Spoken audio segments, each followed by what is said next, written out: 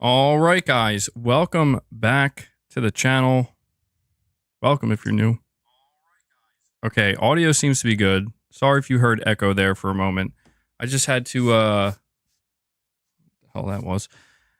I had to just listen to the mic quality because on my end it was telling me there was some kind of interference, but it seems to be fine, which is good. So, welcome back to the channel, guys. Welcome back to the stream, or welcome if you're new. Appreciate you guys joining me today. Appreciate you being here. And appreciate you waiting patiently for the intro to finish up to get a little bit more time for people to file in. Yeah, we have quite a bit to unpack and talk about today. So in just a moment here, I'm going to give you guys a rundown of the topics that we're going to discuss. I see there's already quite a bit of conversation happening in the chat. A lot of people talking about Concord. Concord will be a major topic of discussion. It will be the first thing we talk about today. It's impossible not to talk about it.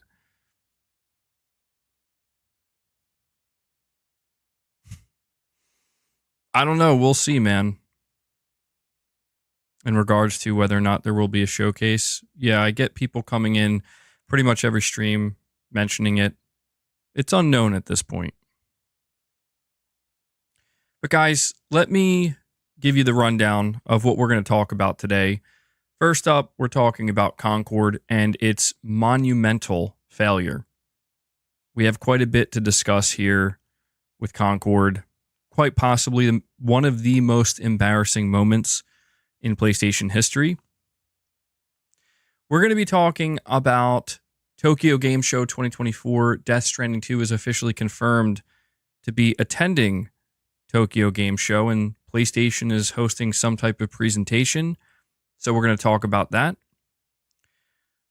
We're also going to be talking about the PS5 Pro once again, because there's a new report that apparently claims at Gamescom the PlayStation 5 Pro was essentially an open secret among developers and among attendees. So we will talk about that. We're going to be talking about Silent Hill 2 Remake. We have new information to go over regarding Konami's upcoming title. And we're also going to be talking about a new program that Sony just started up, similar to the China Hero project, that I think is quite a big deal, or could end up being a big deal, depending on how it plays out. And we have at least one bonus topic that, if time permits, we will cover as well. So this is what we're going to be discussing today. I do have a super chat from Waylark that I'm going to read in just a moment. But Capono comes in with a $2 super chat saying, "Can I get a birthday shout out, please?" Well, happy birthday, Capono. Happy birthday to you, man. There's your shout out. Thank you for the super chat, and thank you for always being here, man. I hope you have a good birthday. I'm going to read Waylark's super chat. He says, "Oh, MBG, I thought you would go hard on Concord, but it's just an afterthought in the title. Like the Redfall streams when you had Trainwreck in the title. Got to give them just as much crap it's deserved." You're correct, Waylark. I have to admit, I will take the L on this one. I seem to have went maybe harder than I should have, right? I went in harder than I should have when it comes to Redfall, considering we're a PlayStation channel. I will say this, though, to my credit, Waylark. I've been talking nonstop about Concord. You know, I may not have the word Trainwreck in my thumbnail.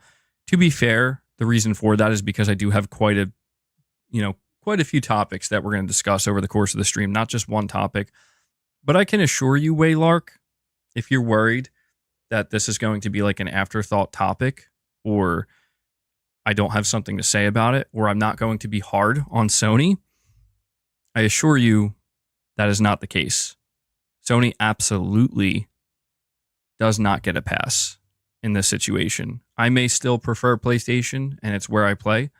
And I do think Sony still has quite a few things going for them. But Concord is quite possibly the biggest train wreck I've seen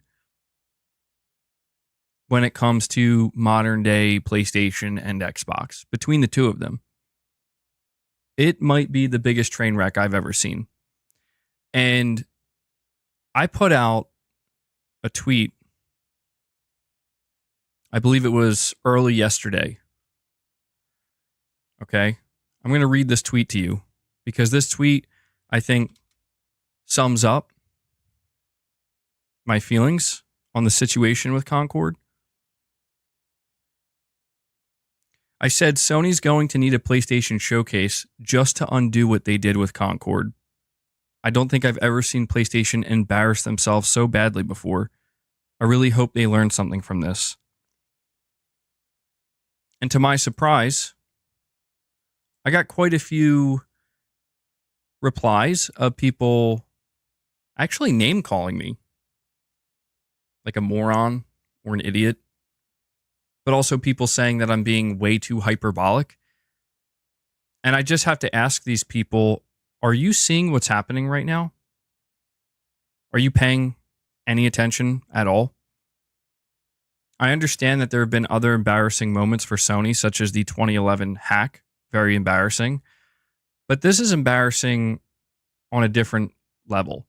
This is the type of embarrassment that you just can't, like, you just want to, you feel secondhand embarrassment, you know? And that's just sad. And we have Jerry Gamer coming in, kicking off the day by gifting a single membership. Thank you. Appreciate it. Jerry, good stuff, man. Thank you for kicking that off. I'm going to let you guys know a couple of things before we dive deeper into our discussion about Concord and these other topics I have lined up for us today. But seeing what's happening with Concord, it is, I want it to be known, and this is maybe one of the more important points I could get across when it comes to Concord. Sorry, at any point, why didn't that update? At any point, Sony could have canceled this game. Okay. Sony partnered with the studio, and then a couple years later, they decided they wanted to buy the studio. But I just want it to be known that leading up to its launch over the last 12 months, at any point, Sony could have read the writing on the wall and they could have canceled it. They were willing to cancel The Last of Us multiplayer.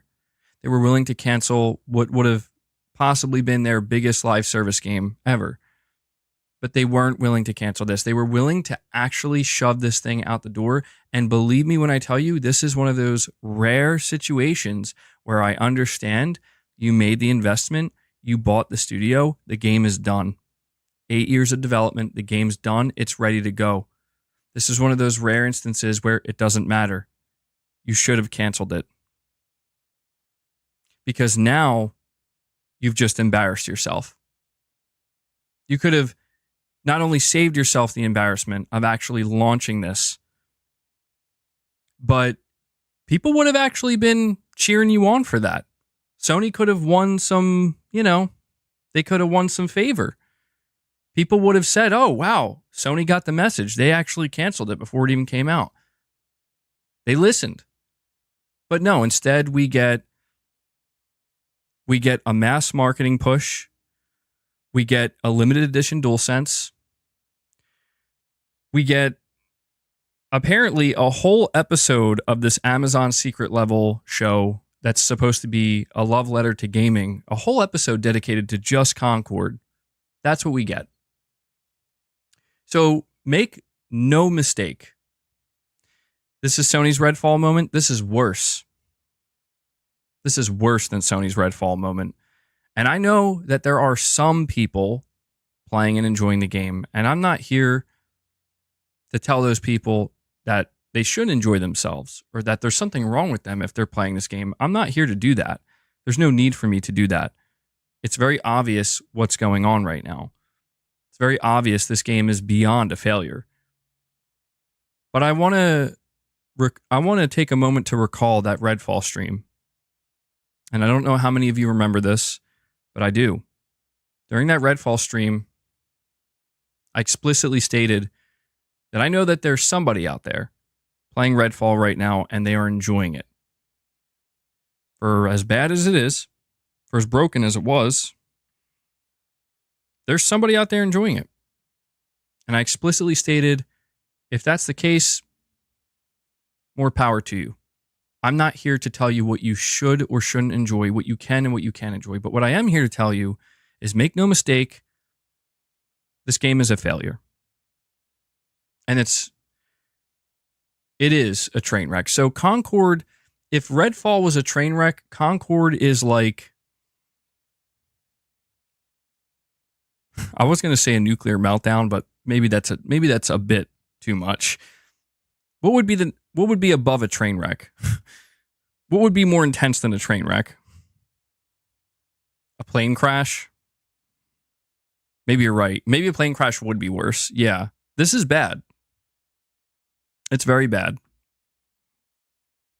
Cypherpunk, you're saying LGBTQ and pronouns tag removed on Steam for it. I saw that. Yeah. That was actually kind of crazy. That was kind of crazy to see that those tags were even there. But even crazier to see that they were removed, because clearly it was stopping people from purchasing it. Well, guys, we're going to dive deeper into this topic. Before I do, though, I want to just let everybody know, I appreciate you being here, watching the stream. Do me a favor, hit that like button. If you enjoy the streams, if you enjoy the content, hitting that like button is the easiest way for you to let me know, and it helps more than you know. I just want to let you guys know a couple of ways you can support the channel, the content, and the community directly. This channel is completely fan-funded. I'm only able to do this because you guys make it possible. So a couple of ways you can help: become a channel member. If you become a channel member, you gain access to exclusive perks that only members can access. I don't know why I said it like that. I basically just said the same thing twice. But one of those perks is an exclusive. As of right now, it's exclusive. Either way, you'll always get early ad-free access. But an exclusive podcast, the Dual Sensibility Podcast. I just released a new episode yesterday. It's about an hour and 15 minutes long. So it seems that members are currently enjoying that. So if you're not a member, please consider becoming one. If you are a member, just a reminder, the new episode is out. Consider gifting memberships as well. It's a big thing we do here. A lot of people very much appreciate those gifted memberships, and it gives them, a certain amount of time to be able to, partake in the member exclusive content to decide if it's for them or not. And also consider donating a super chat. You can ask a question, give an opinion, make a statement. It all helps. There's a direct donation link at the top of the chat as well, where you can leave essentially a super chat, but 100% of what you donate goes to the creator. So I appreciate everything you guys do for the channel and for the community. Again, if it wasn't for your support, I simply wouldn't be able to do this. And before I go any further, I want to get better at doing this. I want to make sure to give a special shout out to Stephen Leon for getting the platinum, Exley get some Trismegistus, getting the gold, Matt Fu getting the silver, and Digital Dude 25 getting the bronze. Those were the top donors of last week. So thank you guys so much for your generosity, and thank you to everybody else who contributes. It means a lot. We have Racket Raccoon here. He says, we don't even have more trailers for Astrobot, at least that I've seen, and it's coming out very, very soon. But tons of Concord. It's ridiculous, honestly. It is. It is ridiculous. And that's something I talked about recently that was highly disturbing. I know that there are people who think that, well, maybe Astrobot doesn't need the extra marketing. Astrobot's seemingly going to do just fine, and there's a healthy amount of excitement for it. So maybe it just doesn't need the extra marketing. And I understand where you're coming from, but I would actually argue the opposite. When you see that a game like Concord can and will not be saved, why continue to waste money on that type of marketing? It would be better served elsewhere, even if you just don't spend that money and just save it, because it's not helping. It seems to be actually making things worse. somehow, some way, it seems to be making things worse. And we have actually Get Some Trismegistus. Get some! Get some! He comes in and he drops a 5-bomb for you. Actually, always very generous to this community and to the channel. Appreciated, my friend. Thank you for the 5 membership gifts. That brings us up to 6 members on the day. Just a reminder, if we do hit our goal of 25, we will feed the beast. And as we get hopefully more memberships throughout the stream, I will just continue to remind everybody to go check out the latest episode of the Dual Sensibility podcast, because you now have access to it, and I hope you enjoy it. So thank you for that, actually.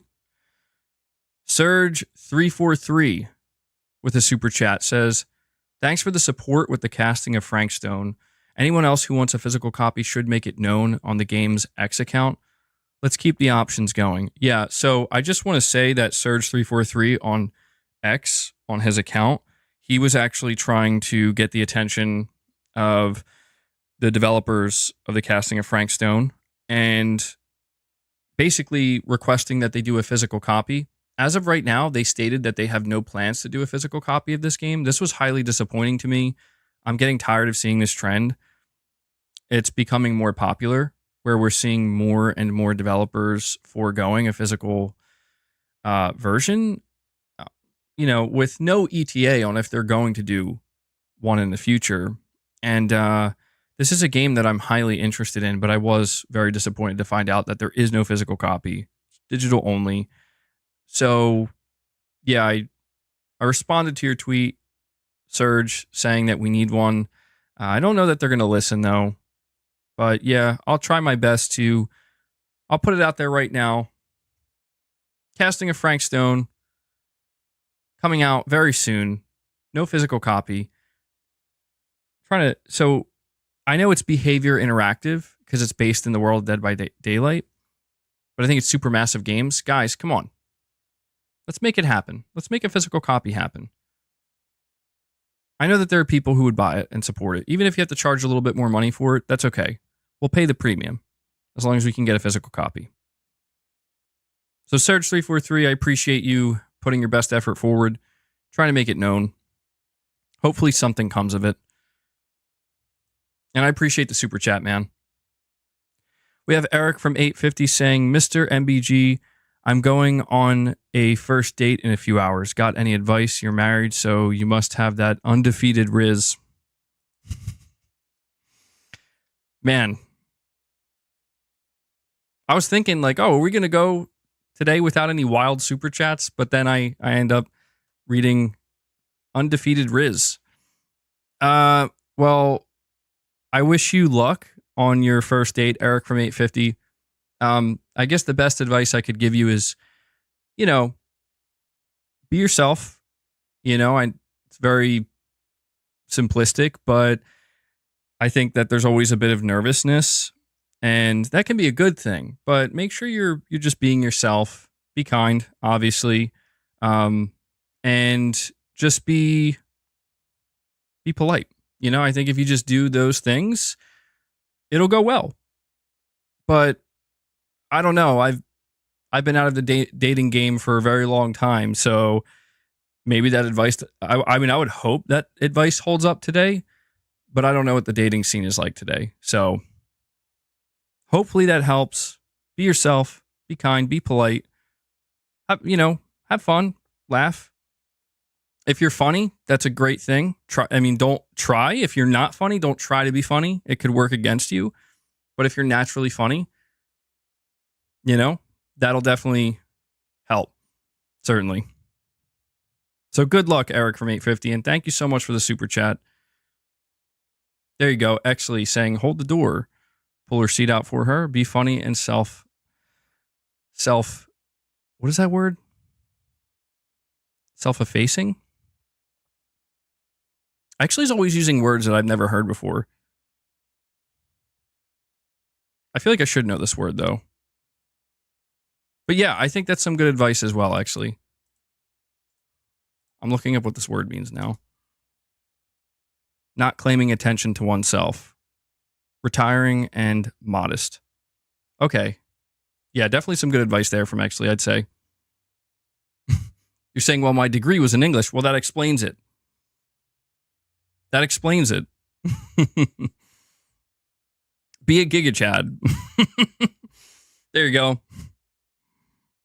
I got my degree. You know what? I'm not going to say that. I was going to say literally the most cringe thing that would have ever came out of my mouth. And I stopped myself, and I'm glad I did. So with that being said, we're going to dive into talking about Concord. Hit that like button if you haven't. Guys, I have an article here from Gaming Bolt. Concord is out today. Debuts with under 700 concurrent players on Steam. Concord became available in early access for deluxe edition owners on August 20th, but today, well, this was a couple days ago on the 23rd, Firewalk Studios and Sony's multiplayer hero shooter has gone live for all players on all platforms. A launch trailer has also been released to commemorate its release. Sadly, Concord doesn't seem to be getting too much traction as far as player numbers are concerned. As per SteamDB, as of the time of this writing, the game's peak concurrent player count on Steam stands at just 697 players, a surprisingly low number for a major first-party release, and lower even than the less than stellar numbers it saw during its beta period. Firewalk Studios and Sony announced earlier in the month that Concord's first post-launch season will kick off in October, adding a new free gunner, a new map, and more, with the second season scheduled for January of next year. Now, I cannot understate how bad those numbers are. And I know what some people might say, and we do need to acknowledge this. What about PlayStation 5 numbers, though? Surely the game is doing better on PlayStation 5. Surely the numbers are not the same on PlayStation 5. And to that, I will say you are correct. There is no chance that the numbers are this bad on PS5. But what I will add to that is they're probably not that much better. This game, no joke, may have sold under 100,000 units. Which, to put that in perspective, this is a AAA game that was in development for 8+ years with a budget of apparently over $150 million. And there's a real chance this game sold under 100,000 units, maybe even under 50,000 units. So believe me when I tell you that it cannot be understated how, as Irfan puts it, horrific this actually is for Sony financially, for the studio, and for the hopes and dreams that Sony themselves clearly had for this game. It's actually so bad that I genuinely believe this game will enter PlayStation Plus in about 1 month's time. I could see maybe October's PlayStation Plus Essential lineup, including Concord. That's how bad the situation is. I agree with that, William. You're saying at least Astro is in a couple of weeks, and that will likely sell millions. And yes, that is true.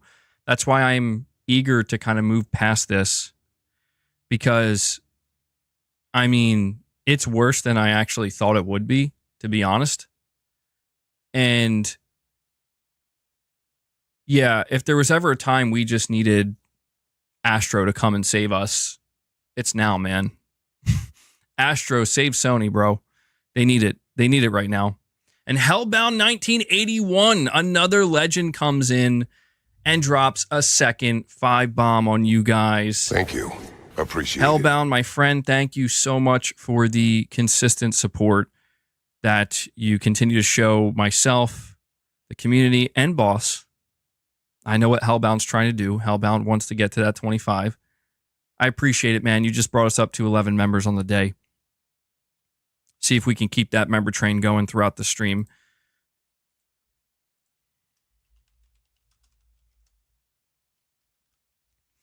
But yeah, man. Under 700 players on its debut launch on Steam. To put this in perspective, for those wondering, just how bad is 697 players as a peak concurrent at launch?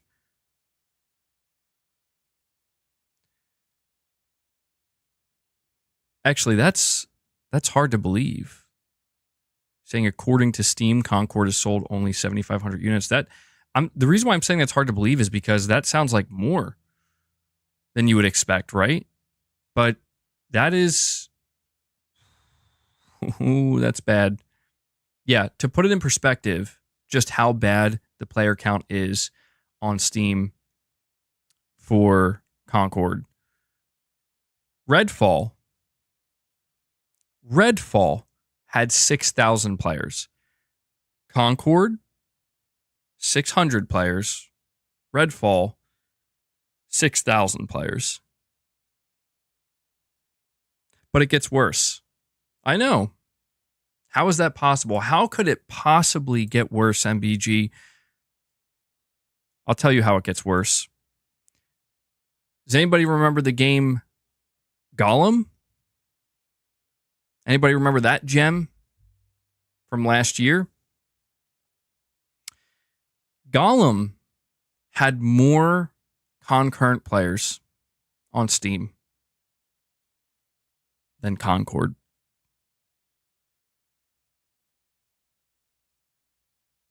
I mean,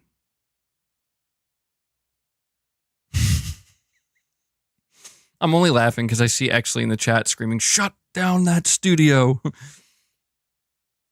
We don't talk about that, MBG.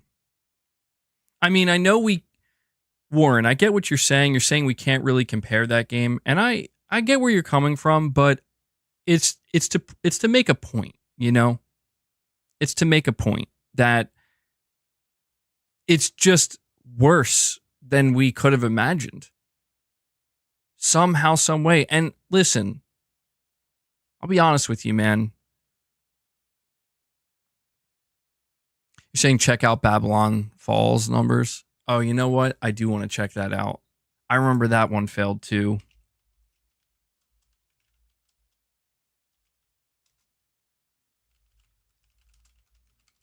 I remember that was a train wreck. Even that had a higher peak. There's 0 players right now. Wait, did they shut this game down? This game is shut down, isn't it? You can't even play it. But when this came out, it says all-time peak, Babylon's Fall, 2.4 years ago, 1,188 players. Even Babylon's Fall, which is a game that was shut down almost immediately, had almost double the player count. Check Bleeding Edge. Let's see. Bleeding Edge. 24-hour peak, 1 player. What? Oh, man. Looking at some of these failed live services is just depressing, dude. 0 players right now. 24-hour peak, 1 player. But 4.5 years ago, all-time peak concurrent, 1,464. Still more than Concord. I can't believe Sony went through with this, man. And I want to say something because I think this is worth pointing out. I know some people may take this as a defense, and I hope you don't. I'm just trying to be honest in my assessment here. The crazy thing about the situation with Concord is that the fundamentals of the game itself, the shooting mechanics, right? The abilities, the smoothness of the game, these things were actually done relatively well. They were done, at the very least, competently. I did partake in the beta, and this is where I think it reveals how you can have the talent, right? Like you can have the ability to make a well-playing game in terms of just like, again, the base fundamental mechanics are there and the bones are good. But you can like mess everything else up. You can mess the characters themselves up in terms of making them super uninteresting, bland, and just ridiculous to the point where people are just making fun of them.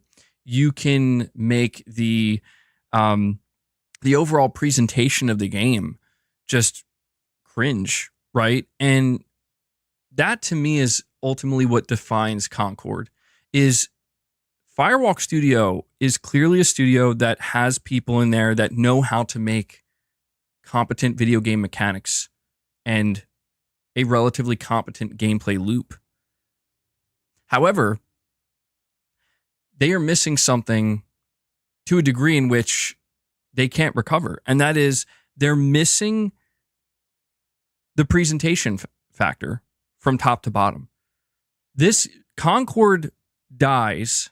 It died even before it launched. I mean, this is the definition of DOA, but it died because somebody along the way, whether it be somebody inside a Firewalk Studio or somebody at Sony who was managing them, somebody along the way who was supposed to stop and basically tell them, guys, you have a pretty well-playing game, but your presentation is awful. Your presentation is so bad, it will kill this game before it ever has a chance. You need to change the presentation. The way you present this game determines whether or not people are going to be interested. The presentation was so bad that people did try the beta and they were walking away saying, yeah, it has some good gameplay, but I don't want to play as these characters. I don't want this universe. I don't want what this is. You know? And this is where I do hope that Sony receives the right message, because that's the big thing that's being talked about right now. And it's, what message is Sony receiving? Are they receiving the message that they shouldn't take a chance on new IP anymore? I would hope not. I would hope that's not the message they're receiving. They would have to be pretty dense to think that's the message that people are trying to send. Is the message, you shouldn't make games with color, like colorful looking games anymore? No. The message, I think, is simply, if you're going to go in the direction of live service, which you're already not known for, and you're going to try something a little bit different for you, it's not different in the gaming industry. It's maybe oversaturated at this point, that being the hero shooter genre, but it's new for Sony. You should stick to something that at the very minimum won't make people run away and won't disgust your core player base or frustrate them. Because that's exactly what they achieved. And again, the message, in my opinion, that Sony should be walking away with is not that they shouldn't try new things, not that they shouldn't be willing to take risks, but that they have to take educated risks. They have to get out of their bubble. Or if they are working with a studio that is clearly existing in a bubble, they need to burst that bubble for their own sake, for the business sake, for the health of the brand, for the health of the studio. And I hope that that message was received loud and clear. I don't know if Sony's going to give Firewalk a second chance. It's unlikely. If I'm being honest, looking at just how bad this is, it's unlikely they're going to give them a second chance. But if that day does come where they do give Firewalk a second chance, and in the future we do get another game from them, I mean, it's hard to imagine that, because everybody's just going to say, oh, it's that studio. It's the Concord studio. No thanks. But if that does happen, what Sony needs to do is say, guys, basically everything you did with Concord, we're going to have you do the opposite of that. Okay? We're going to go dark. We're going to go, not lighthearted. We're going to go very mature themed. Violence. Just the total opposite. That would do better. Guaranteed. That would do better. Badass characters, cool characters that people actually like. Not characters that are made for the less than 1% that aren't buying your game, for the modern audience that doesn't exist. No, not the modern audience, the PlayStation audience, the gaming community. Not even just the PlayStation audience, but just the actual gaming community. Make it gritty. If they did that with this game, we'd be in a different situation. I'm not saying the game would have been a big hit, but it wouldn't be this. This is atrocious. This is an embarrassment. This is sad.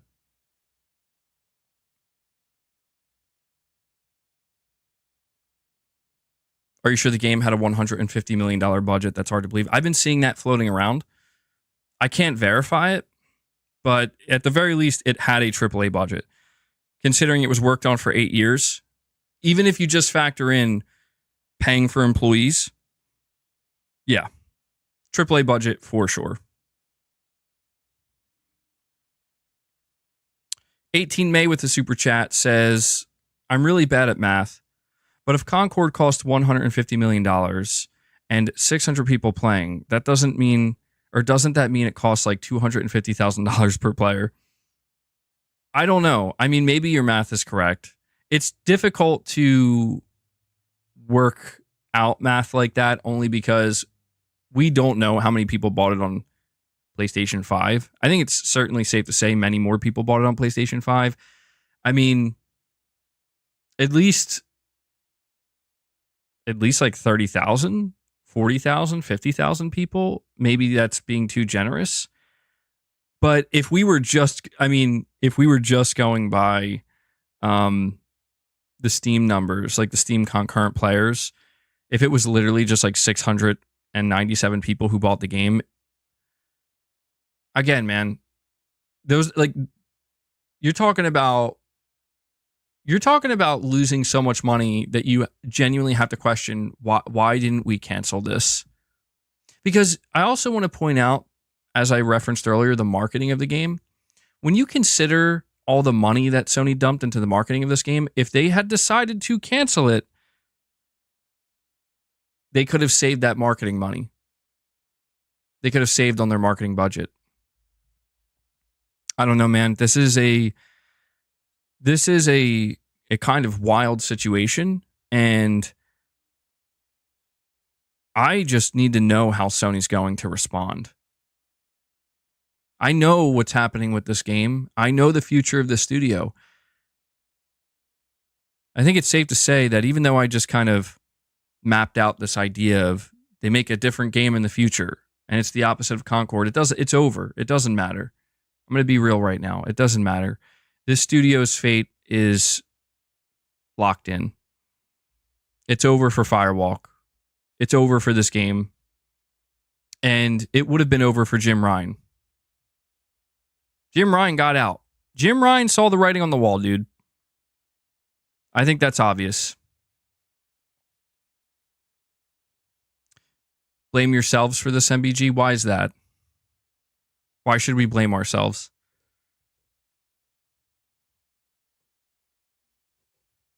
Sorry, there's like a gnat flying around. Easy E says the message is if you go woke, you go broke. I mean, there does seem to be a pattern.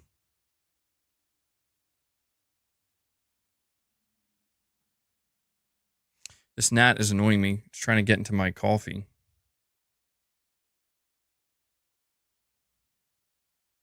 I mean, I don't think we should blame ourselves, but I'm just interested to hearing why somebody would think we should blame ourselves. I think Jim Ryan was politely asked to retire. Yeah, it's all adding up now, actually.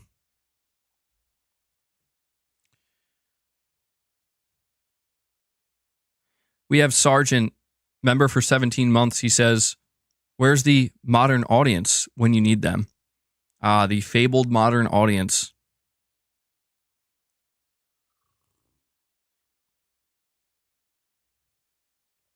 The subreddit has currently 100 people online. No way they sold 20,000 copies. Wow.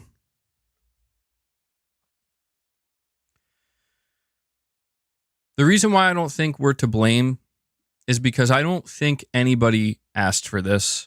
I don't think not a single PlayStation fan asked for this. I think that there are PlayStation fans who did ask for maybe a couple of live service games, a couple of shooters, a bit more diversity in the offerings from PlayStation Studios. But I feel very confident in saying that nobody, to be honest, I think it extends well beyond PlayStation. I don't think literally anybody asked for this kind of game right now. I don't think so. I think what PlayStation fans asked for is, ooh, okay. You want to make live service games? You're making a live service Last of Us game? Okay. I think when PlayStation players were asking Sony for a shooter, even if it was going to be a new intellectual property and not a return to something like SOCOM or Killzone or something, but something new, I think we were expecting something relatively similar to that in the same vein. This makes me worry a lot about fair games. Makes me very worried about fair games. I don't know that it could get any worse than Concord, though, to be honest. Do I think the gameplay in Concord is good? Like I said, the bones of the game itself, and I understand where some people make the argument, well, that's all that should matter, right? No, it's not that simple. It doesn't work like that. The gameplay is the most important thing, but to pretend that the presentation of a game isn't pretty much right up there, right alongside it, the presentation is almost 50%, and this is proof. This is proof of that, man. The way a game presents more often, because you have to remember that when games are revealed, they're not revealed with a controller in our hands or a mouse and keyboard in our hands. We just see. When a game's trailer comes out and when we see the gameplay on screen, we're just watching. The presentation in those moments actually means more in a way. I mean, the way they present the gameplay, but the world, the characters, the lore, everything. It matters so much to everybody watching. And I think that Concord will be studied when it's all said and done. I think it's going to be a case study where future developers and future teams are going to look at, man, what went wrong with Concord? And I think Concord's going to be the strongest evidence that, oh, your presentation matters more than you think. Way more than you think. You can create these characters that you think are so progressive, so modern. And you can convince yourself that, well, if we have a good gameplay loop, that's all that matters. If we have a good gameplay loop, then nobody will care. Wrong. Wrong. If your presentation is this bad, it doesn't matter how good your gameplay is. And I know that there are some people who are going to deny that, but if you don't believe me, take a good hard look. Go back and read the previews of Concord. What were the previews saying about Concord? I'll tell you what they weren't saying. They weren't saying the gameplay was bad. They were saying the opposite. The previews for Concord, and even some of the reviews, are saying it had good gameplay. Like, the shooting felt good. Like, you could tell Destiny and Halo developers worked on this game. Or Call of Duty developers as well, I think. But there was just this kind of looming, like, but yeah, I don't think anybody's going to care. Gee, I wonder why. Because, all it takes is a game sitting right alongside it. A game sitting right alongside it that has just as good, if not better, gameplay mechanics. A better gameplay loop. But also much better presentation, much better characters, the whole 9 yards. So at that point, people are going to ask themselves, why would I play this game? Sure, maybe the gameplay loop itself is fine, pretty good, pretty competent. But this game over here has a much better gameplay loop. Plus cooler characters. And it's free to play. People aren't even going to look at Concord at that point. Check the user score on Metacritic.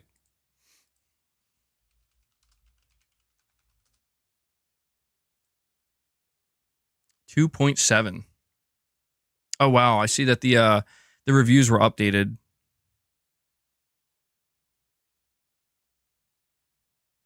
It's sitting at a 66 on Metacritic now. VGC says Concord is an enjoyable shooter kneecapped by a $40 price tag and a bland cast of characters. See? That's literally what I just said. The mechanics themselves are fine, the shooting mechanics, but they mentioned the bland characters. They mentioned the $40 price tag. When it arrives on PlayStation Plus, which feels almost certain at this point, it may be worth picking up, but only with the enthusiasm you treat any other free-to-play fare. I think Concord simply proves that it's not good enough to just have decent to good gameplay in 2024. If you want your game to be successful, there has to be more than just good gameplay. The expectation is higher now, especially when you face so much competition in the hero shooter space. I forgot to update my member goal, by the way.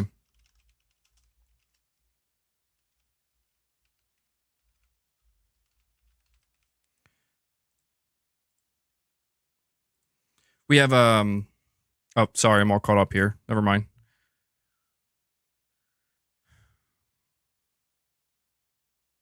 Am I going to try Marvel Rivals? I might. That's free to play, right? I might give it a shot. It depends on what I'm playing when it releases, but I might give it a shot. It didn't look half bad.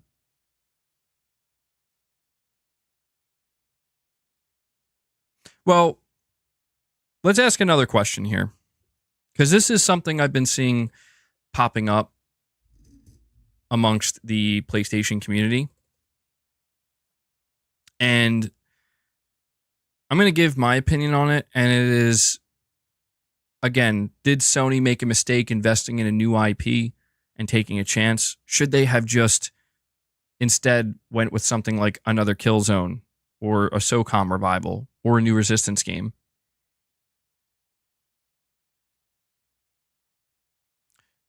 Actually, let me answer this first, because this is a good question. Which do you think was more detrimental, the price or the presentation?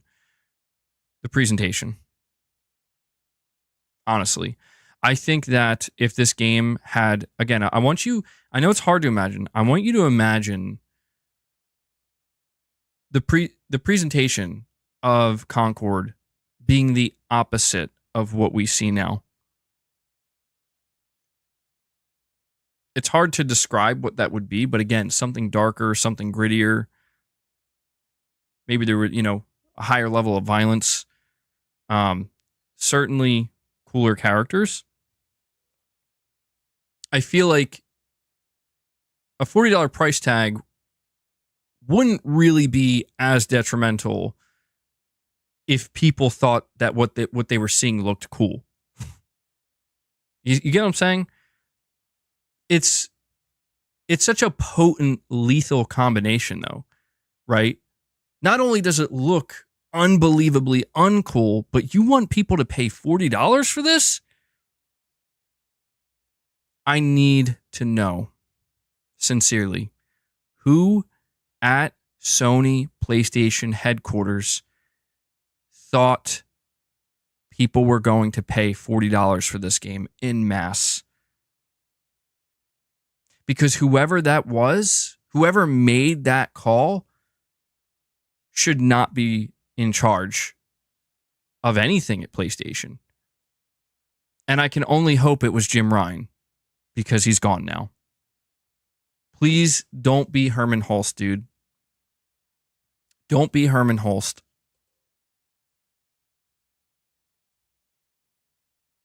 How do you miss that badly?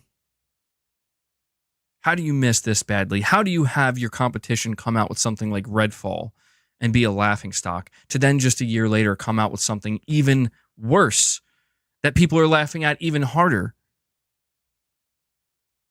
Check the blog. It was Herman. I'm in denial. Let me be in denial. I must be in denial. It's the only way I can move forward.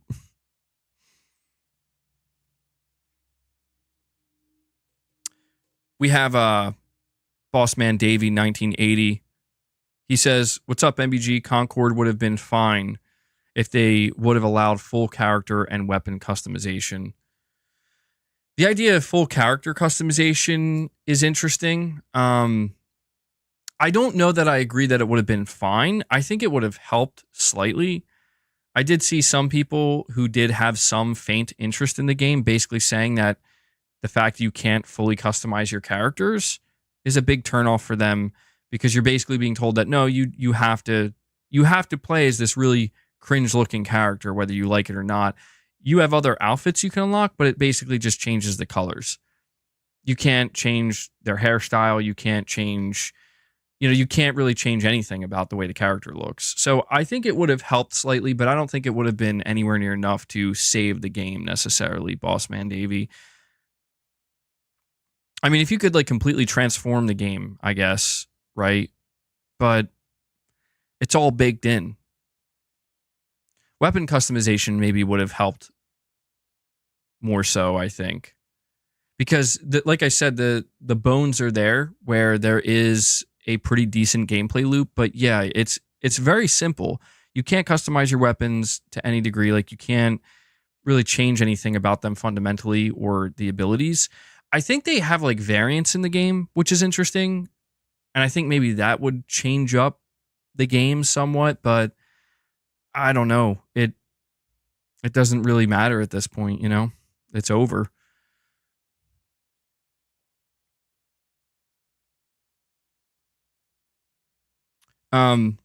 We have True Witty saying the messaging and presentation put me off.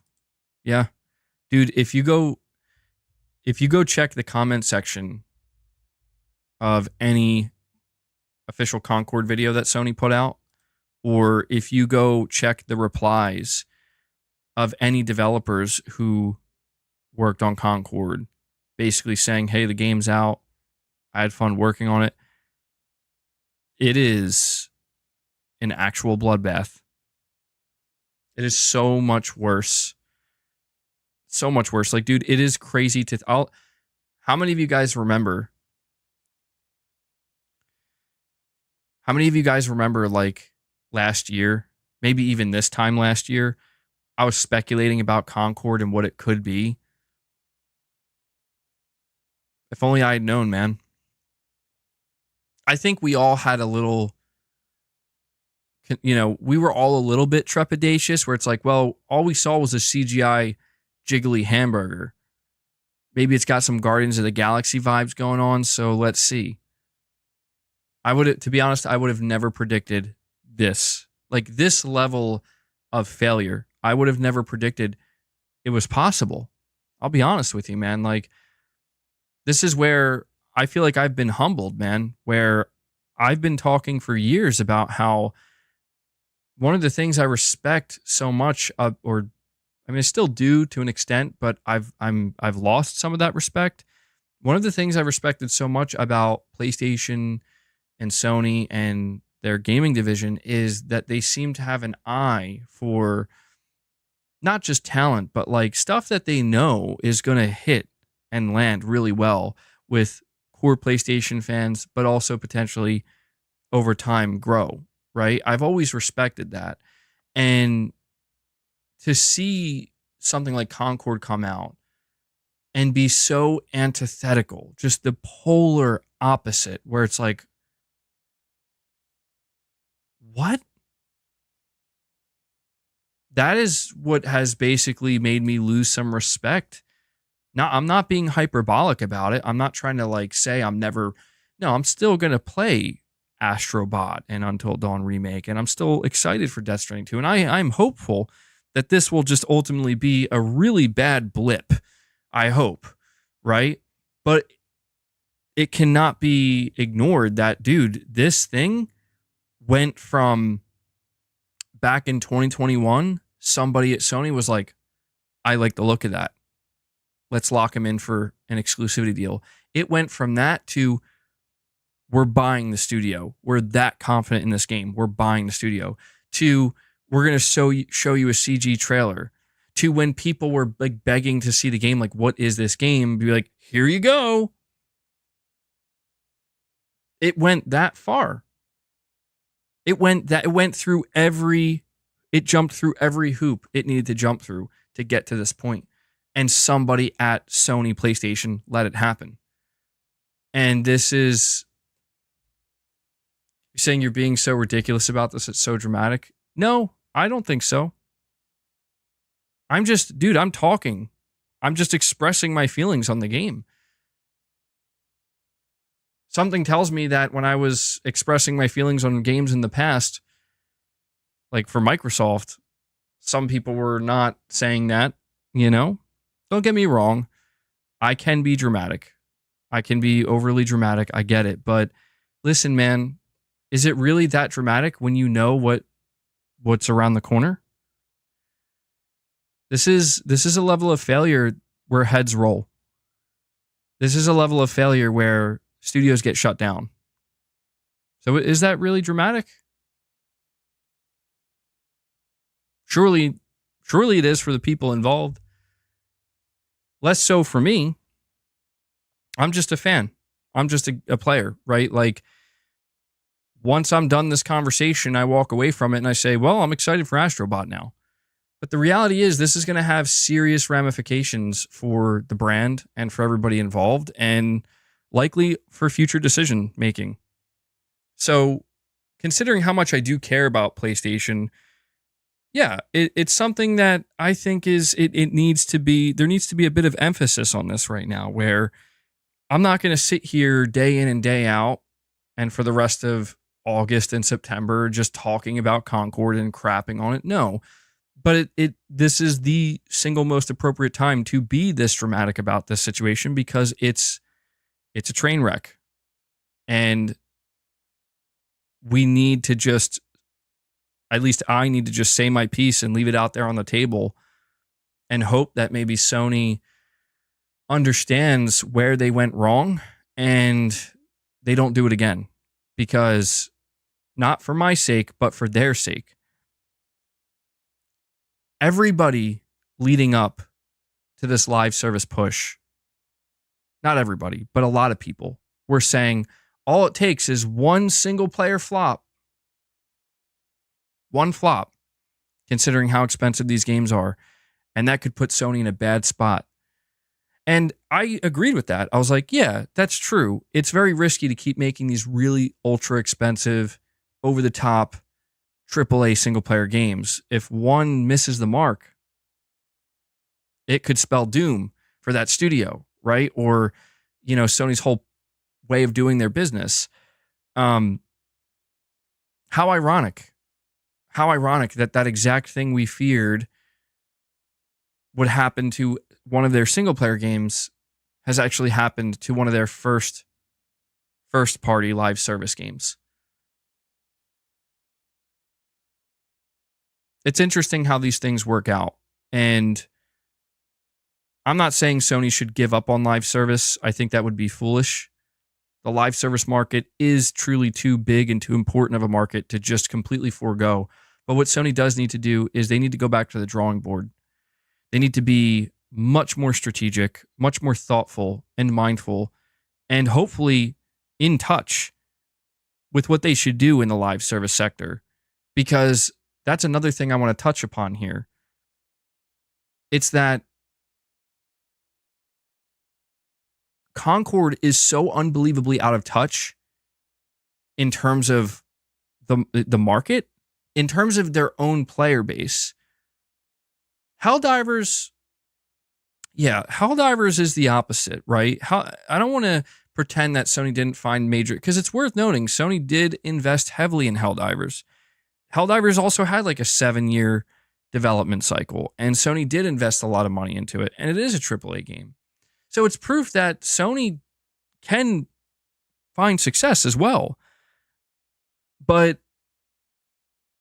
I would say at this point, the takeaway has to be, look at Arrowhead Studios. More importantly, look at foundationally, what Helldivers is. Look at the presentation of Helldivers. Look at the gameplay. Look at the whole package, and then compare that to Concord. What's different? What differences do you notice? What seems to be working for Helldivers 2 that is not working for Concord? And why is it working? Why are people gravitating towards it? These are the questions that Herman Hulst needs to be asking right now, if he's not already, and seriously trying to figure out some solid answers to those questions, because this is how they need to operate going forward as they pursue live service. I know that there are some people who think that Sony shouldn't do anything with live service and they should stay away, but to be honest, that's just unrealistic, especially after the success of Helldivers 2. It's unrealistic. For as bad of a failure as Concord is, and even though it may seemingly potentially lead to this studio maybe even being closed down at some point, there is still the massive success of Helldivers 2, and that is certainly enough to convince Sony, well, clearly they'll be able to say, we can do it, but we got to be a little bit more careful about what we choose to pursue now. And I don't know, you almost have to wonder if maybe this was a necessary thing to happen. Maybe not. I think it was easily avoidable, but we just need to see that Sony learned something from this, so that way we don't see it happen again. All right, we have Oliver, member for 16 months, says, I was at Gamescom but wasn't willing to wait 4 to 5 hours to play a demo of Phantom Blade, Crimson Desert, or Gothic, but I met Yoshi P and Aaron Greenberg, no joke. Well, that's pretty cool to hear, man. Yeah, that's crazy, Oliver. The idea of waiting 4 to 5 hours to play a game demo, I'm right there with you, Oliver. I would not do that. No offense to anybody who is willing to wait that long, but my time is too valuable to me. Like, dude, 4 to 5 hours. I mean, if I was like, you know what? If I was doing it, standing in line, I would just stream it. Just stream myself waiting in line to play a demo. Get something out of it, talk to you guys. But no, I couldn't do that. But that's pretty cool that you get to meet Yoshi P and I guess Aaron Greenberg. I guess that's cool. Did you bring up that famous tweet to Aaron Greenberg, by the way, when you met him? Hey, Aaron, remember that one time you said 60 FPS was going to be the new standard on the Series X? I'm just kidding. That would obviously make things incredibly awkward, and yeah, that'd be kind of weird. Phantom Blade Zero looks awesome, though.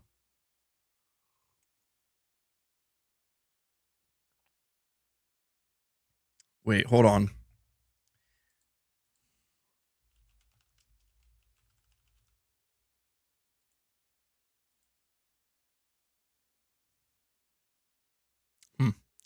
Okay.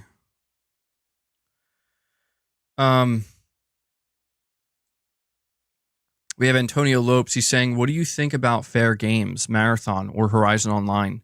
Should they be $40 to $60 or free to play? Herman said Concord could become bigger than Horizon, by the way. I want to clarify something, Antonio. I know exactly the quote you're talking about. That was actually false. Yeah, I saw that quote and I was in disbelief. I was like, there ain't no way he said that. And I did find out that the person who put that quote out there, they made it up. Herman never said that.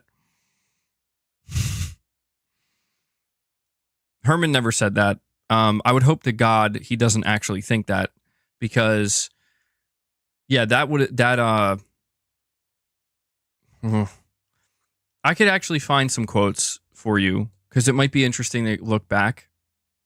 But to answer your first question, what about Fair Games, Marathon, and Horizon Online? Should they be like premium $40 to $60 games or free to play?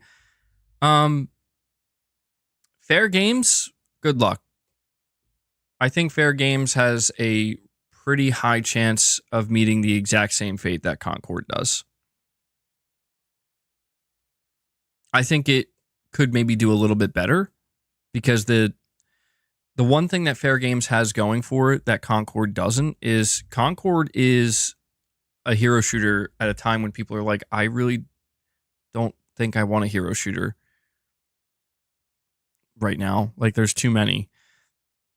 Fair Games has it's like a heist game. So it's definitely a little bit more unique in that if the gameplay is really good, it could find more of an audience because of that. But go watch the first trailer for Fair Games, and the vibe, like, the thing that concerns me the most about Fair Games is, again, it's the presentation, dude.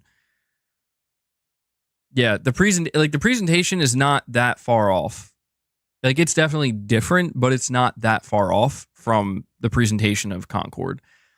And this is where it's like, guys, you haven't marketed this game much yet. You haven't shown raw gameplay. You have time to course correct. I'll be honest with you right now. Haven Studios is shaking. They're absolutely shaking right now because how could they not be? Concord, they were first up to bat, man, like out of these studios that Sony purchased and underneath the PlayStation Studios banner, like they were first up to bat, and oh my God, total meat grinder, man. So if I was Haven, I'd be scrambling right now to be like, okay, anything we have done that is even remotely similar to Concord, we're gonna go change that now. We're gonna rework it. That would be their best bet. When you talk about Marathon, I think Marathon, yeah, it's a Bungie game, so it's a new Bungie game. I think it's going to have a premium price. They could go free to play, but I feel like that's unlikely. And Horizon, I don't think so. I don't think Sony's willing to do free to play. I just don't think they're willing to do it. Sony cares too much about game sales, and I'll be honest with you, man. I don't think free to play would have saved Concord. Sony could announce right now it's going free to play. I don't think it would save it. It would temporarily, slightly increase the player count. It wouldn't save it. And I just think it's a matter of it goes back to the fundamentals, as it always does. If you have a good game that presents well and offers really good gameplay, it will find an audience if it's underneath a major publisher that can afford to market it. It's not complicated. It's just that's what you need. You need good presentation, you need good marketing, and you need really good gameplay. You check all three of those boxes. I mean, maybe you could be extremely unlucky and still not find an audience, but there's a decent chance you'll find at least some audience out there. But if you can't check off one of those boxes, like there are games that have great gameplay and great presentation, but they have shit marketing, and that's what does it. That's what kills the game. They have crappy marketing and nobody really knows about it. There are games that have great presentation, great marketing, but the gameplay just really isn't enough to hold people. You got to check all three of those boxes. And when I look at Fair Games, I haven't seen any gameplay, so that's a question mark in box number one. I've seen a trailer, which gives me a good sense of the presentation. Not looking great. Presentation already looks like, ooh, I don't know about this one. And when it comes to the marketing, well, that's a question mark as well, because we've only gotten one CG trailer. So I don't know, Antonio. It's weird times with PlayStation Live Service. Fair Games will be even worse. Oh, please. Oh, God. You know what? I wouldn't be surprised if it gets canceled. If I'm being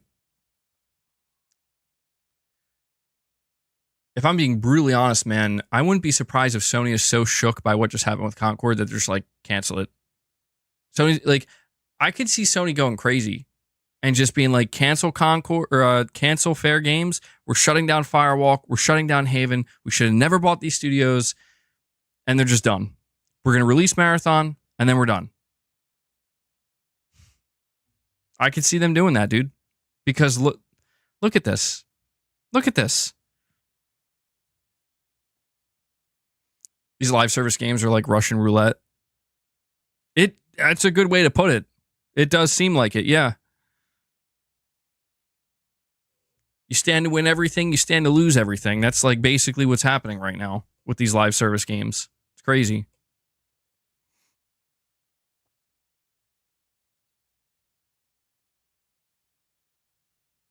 Reese says he's playing Concord while he's listening to this. We have Taicho saying Shuhei Yoshida should have been the new CEO. He has a good eye for good games. He's made some mistakes in the past that he's talked about, like with God of War and Demon Souls. But yeah, I have to see what's next. I have to see how Herman is going to handle. I don't know, man. Like, Herman's probably feeling pretty nervous too, to be honest. Because think about it. Like, this is the first PlayStation Studios launch with Herman Holst as the CEO of the creative side of PlayStation. And listen, I know I want to place all the blame on Jim Ryan and be like, Jim, this is his fault. Concord's failure is Jim Ryan's fault. But the reality is Herman has been the head of PlayStation Studios. Herman absolutely had a role to play, a major one at that, with everything that's happening right now. And I'm sure he's nervous, dude. Like, I'm sure he's probably shitting a brick right now thinking like, oh my God, what happened? Like, what? Like, if I was Herman Hulst, dude, I would have to look in the mirror and be like, am I out of touch?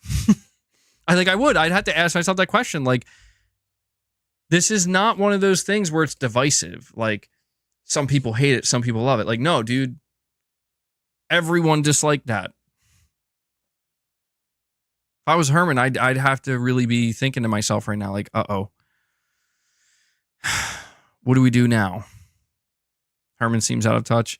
I don't know. Like, I don't know, man. Because if you think about it, like, yeah, Herman was the CEO or the head of PlayStation Studios to greenlight, or, when games like Ragnarok and Forbidden West and Spider-Man 2 and Returnal and Ratchet and Clank. Yeah, he was the head, but knowing that these games take like 4 or 5, 6 years to develop, it's like, were all of those games greenlit before Herman? So I guess what I'm trying to say is, like, there's a good chance that the next wave of games we see, whenever we do see them, I don't know if it's going to come in the form of a showcase or something else, but they could be different than we expect. Yeah, Herman made Horizon. That's the thing though. It's like Herman is a developer, so it's like he made Killzone, or he was, very integral in the creation of Killzone. Obviously, the director of Horizon Zero Dawn, so it's like he knows what he's doing. But I just wonder, like, I wonder if he's too focused on if he's like too focused on the portfolio, you know what I mean? Like, we have to have a different game in each genre and they got to all be like different and unique. And maybe that's a mistake he made, where it's like, because I'm just trying to get in the mind of like, why would somebody think Concord's going to do well? And I think maybe like if you think back to 2021, maybe it's like, oh, well, we don't have anything like this at all on, coming from PlayStation Studios. We don't have a hero shooter. We don't have a game. I mean, the only other game that we have that's like maybe similar to this in terms of the presentation is maybe something like Destruction All-Stars. But yeah, I don't know, man. Destruction All-Stars flopped. This game flopped. I am starting to wonder if Herman just keeps kind of chasing this, like, hey, man, I need that colorful, kind of woke game. We need that. Like, do you, Herman? Do you need that? This is the second time now, bro. I think it's safe to say nobody wants this. Gaming Survivor says, hate to say I told y'all, but I told y'all. Michael Werner says, hello, fellow heathens.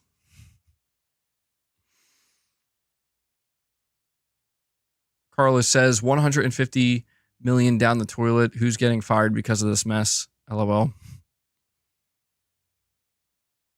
Herman was a yes man. It was Jim who pushed the games as a service.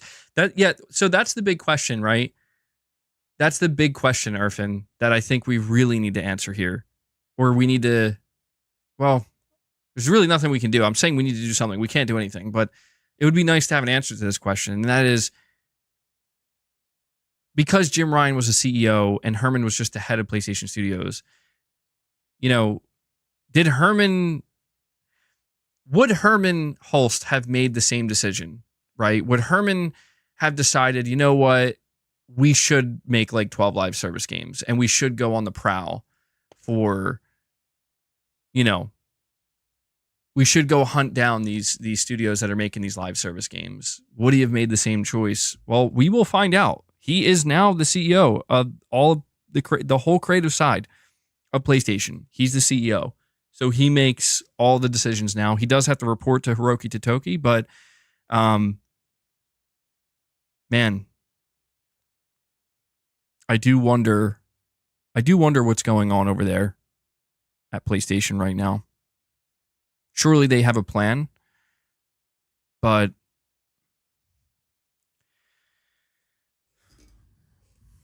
man, could you guys imagine if Michael, he's catching my eye with these. Could you guys imagine if Michael was the head of PlayStation Studios? He says, I just want hentai versus zombies on PlayStation Studios.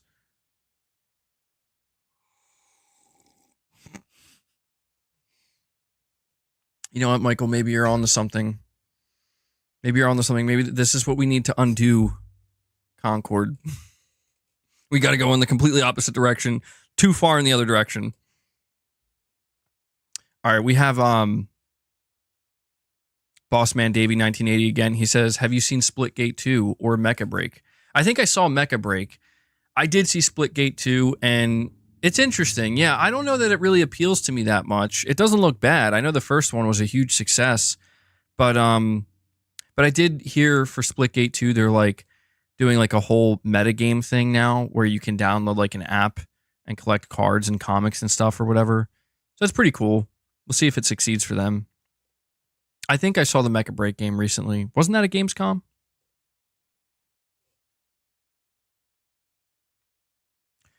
Perfect Image, member for 15 months, says, for the PS5 Pro, I look at all the engines that games are developing. The GPU is needed for better lighting, adding more MPCS, new AI tech. This is my analysis. Yeah, it'll be really interesting with the PS5 Pro. I think it's right around the corner. We're actually going to talk about that topic next. That's the next topic in line. It seems like we are potentially just mere weeks away from getting a Mark Cerny presentation of some kind where he lets us know all the technology that's in the PS5 Pro and why he chose to make it that way and what it's hopefully going to do.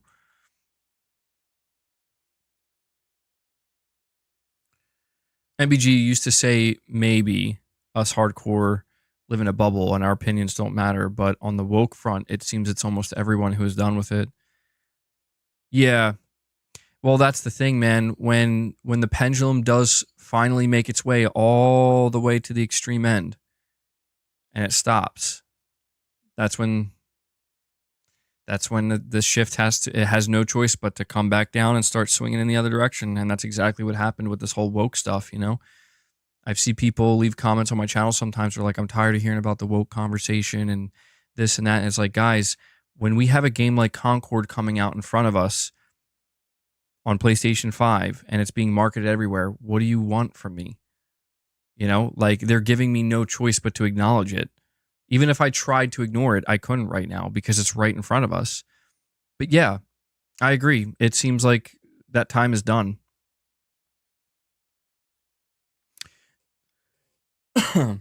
I did watch Mystic's video that he put out today. Yeah, I saw it, I think, like an hour and a half before I went live. Yeah, Mystic put out a video giving his thoughts on the situation with Concord, and there was only one thing mainly that I disagree with. If I recall what he said correctly, he said that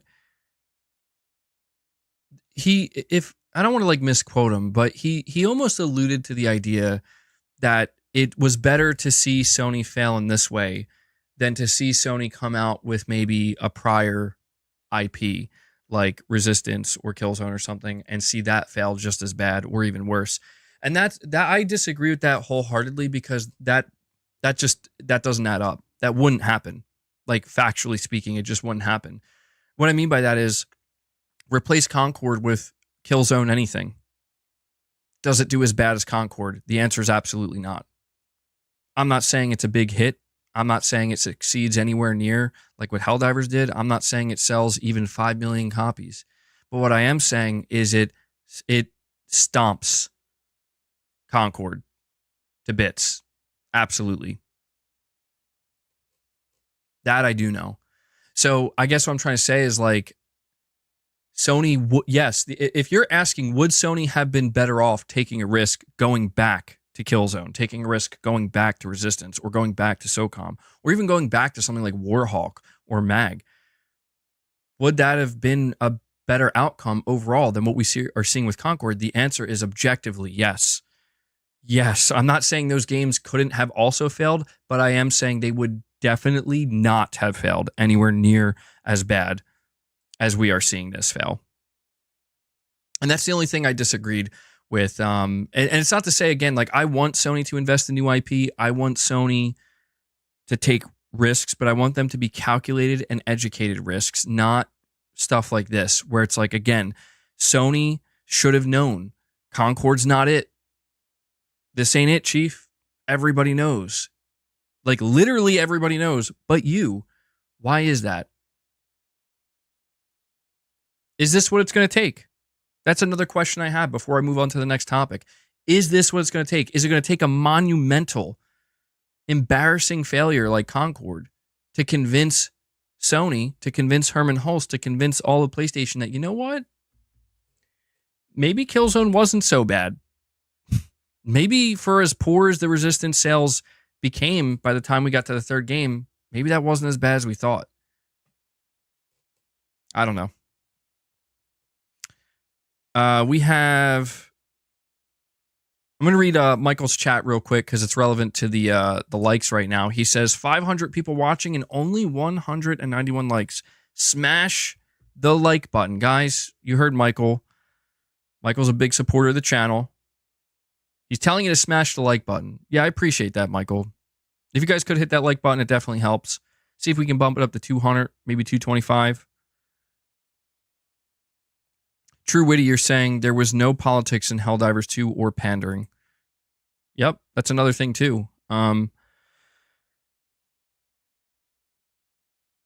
MBG hasn't even really been paying much attention to the Concord stuff. And she saw the game recently, you know, with all the coverage that's going on. And even she kind of said to me, like, this game looks, it looks woke. Like, it looks like they're just, I think the way she didn't say it like that. She said, it just looks like there's like a bunch of political like agendas being pushed in this game. She said that, like, just unprompted. And I'm like, damn. Like, that's not me saying it. Like if you're saying that, yeah, they got a problem. Like, if you're wearing your politics on your sleeve that openly to where like everybody's seeing it, yeah, I think that's just going to spell doom for your game. Not a good idea. It's all good, Carlos. But yeah, I think that's a good call out, True Witty. You're saying no politics or pandering in Helldivers 2. I mean, it's funny because Helldivers 2 it's like political in a satirical sense where it's just making fun of stuff, which that's always a direction you can go into to make fun of it all, you know? I think a lot of people are okay with that because it's like when you look out into the real world, it's taken very seriously. And sometimes it's nice to just go in a different direction where it's like, yeah, we're going to like acknowledge it, but we're going to be just laughing at it and making fun of it. So it creates just a totally different, it relieves the tension, I think. And I think that's another thing that needs to be pointed out here is a reason why I don't think it's a good idea to wear your politics on your sleeve with your game is, especially now, is because people are trying to get away from that shit. It's everywhere you go, man. Especially now, it's an election year. Like, you can't avoid it. And people go to these games to escape and to, to just get away from it a little bit. Just a little bit, right? That's like the last place you want to see it again. Nuke, you're saying MBG, Colin Moriarty, and Chris Ray-Gun were defending Concord at all costs and saying that the woke stuff had nothing to do with its poor sales. I didn't hear that. I guess that's from like their newest episode of their show. I'd have to listen to it, but I would hope they're not. Like, I don't know, maybe I got to get the context here. I would hope that's not true though, because I disagree with that. Like,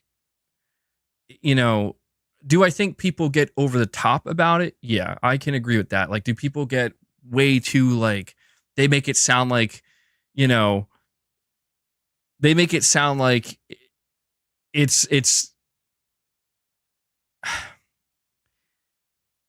hard to word this because it's like, I understand why people take it so seriously, but people do react in a very extreme way. Like, there's definitely an extreme reaction that becomes too extreme where it's like, guys, come on. Like, it's okay to despise this, but chill a little bit, But that's on the other side as well. And that's, like, I saw that there was a former, it's worth noting that this person does not work at the studio anymore, but this former developer called people, like, talentless freaks for hating on the game or something. And Michael Wernick coming in with the 10 bomb. Michael Wernick out of nowhere from the top ropes, dropping 10 memberships on you guys. Michael's keeping the member train going today. He says we got to get to the 25, guys. We got to keep it going. Thank you. Michael, dude, thank you so much for the support, bro. I really appreciate that 10 bomb. That just brought us up to 21 members. So, guys, we are now just 4 away from hitting the 25 goal before we can maybe move on to a second goal. So, Michael set you up. One more 5 bomb and we will feed the beast. I appreciate that, man. Appreciate everything you guys do for the channel here in the community. And because you dropped 10 memberships, I do want to remind everybody again, in case we have new people in here, if you just got gifted a membership, you now have access to the Dual Sensibility podcast. It's a members only podcast as of right now. I just released the newest episode yesterday, so go check that out if you're interested.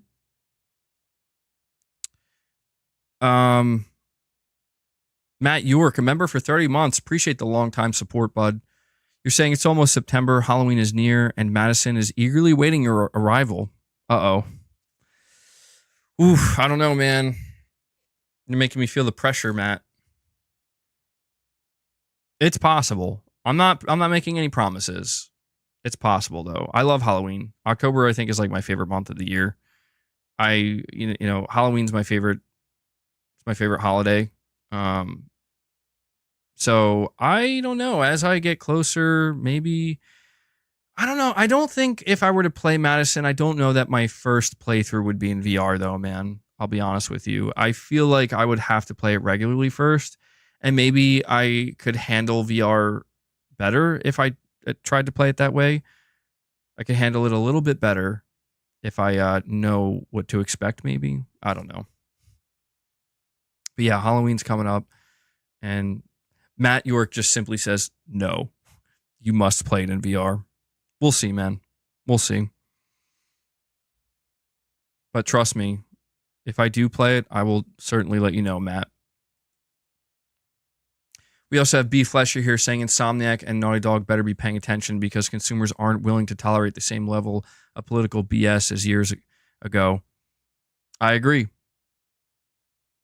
I agree. I think that it's quite obvious that both Insomniac and Naughty Dog are very political studios. You know, again, they're studios that wear their politics on their sleeve. And as the years have went by, it's come out more and more through the development teams and through their products and their games. And look, man, I don't mind people having their own political beliefs. You know, there's nothing wrong with that. Have your convictions, have your beliefs. I just think that people need to be, I think that these development teams need to be a little bit more mindful that, you know, you don't need to put it, you don't need to insert it into everything. You don't. It's okay. You don't. And the Genius 200X comes in and drops another 5-bomb on you guys, and he does it. He gets us over the 25 mark and brings us up to 26 members on the day. I see Michael and Prince G dropping the 5-bomb emoji. Good stuff, the Genius. I appreciate that, bud. It's time to feed the beast, guys. It's a good thing, too, because he just woke up. So here's what we'll do. We'll feed the beast. I'll finish out these remaining super chats and we'll move on to the next topic. Spent a little bit longer on the Concord topic than I had anticipated, but it's all good. It's all good. So here we go. Boast, do you read me? It's time to feed the beast. Here we go, boss. Just in time.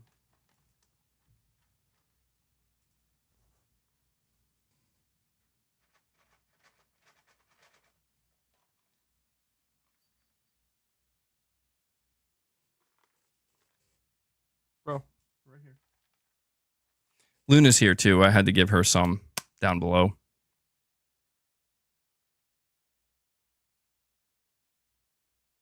Thank you, boss, for dragging your ass directly across my Metal Gear Solid 3 poster.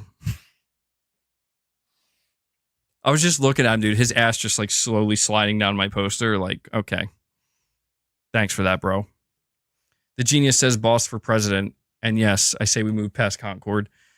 Yeah, I guess it's just necessary because it's necessary to say everything I got to say now because the truth is, man, I'm not going to be talking about Concord after today. At least I don't plan on it unless there's some kind of news about it.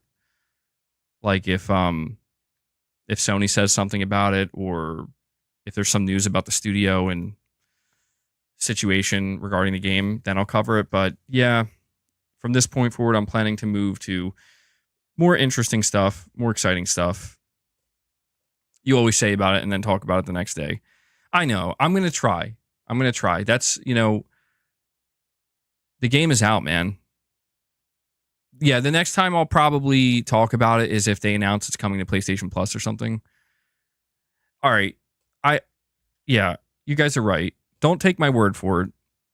I will say, don't take my word for it because you're right. I've said many times, I'm not going to talk about this anymore or I'm going to stop talking about this. And then eventually, or even, like you said, the next couple days, it's I talk about it again. So for right now, it feels like I pretty much have said everything I have to say. And I'm assuming the conversation on the internet will continue a little bit longer. But what I do know this time around is there are a bunch of games coming out right around the corner. And the PS5 Pro is apparently going to be revealed soon. So it's unlikely that I will continue to talk about it. That's what I'll say. It's unlikely. I just, I just hope, like I said, Sony learns from it. We have, the Genius 200X with the super chat as well. He says, I suspect with Tokyo Game Show at the end of September and Astro launching on the 6th, that an announcement this week for a showcase or at the very least a state of play for Astro. What say you? We'll bet 5 memberships on it. Oh, okay. So there we go. You laid it out there.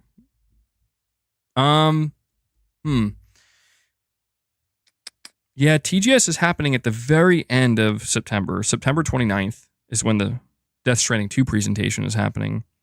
Astrobot on the 6th.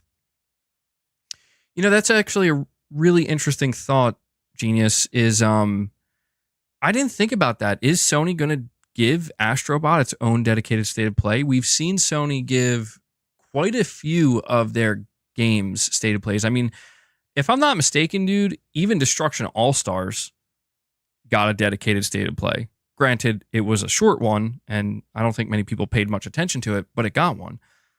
So I think you might be onto something here. We could see that. Yeah, it's...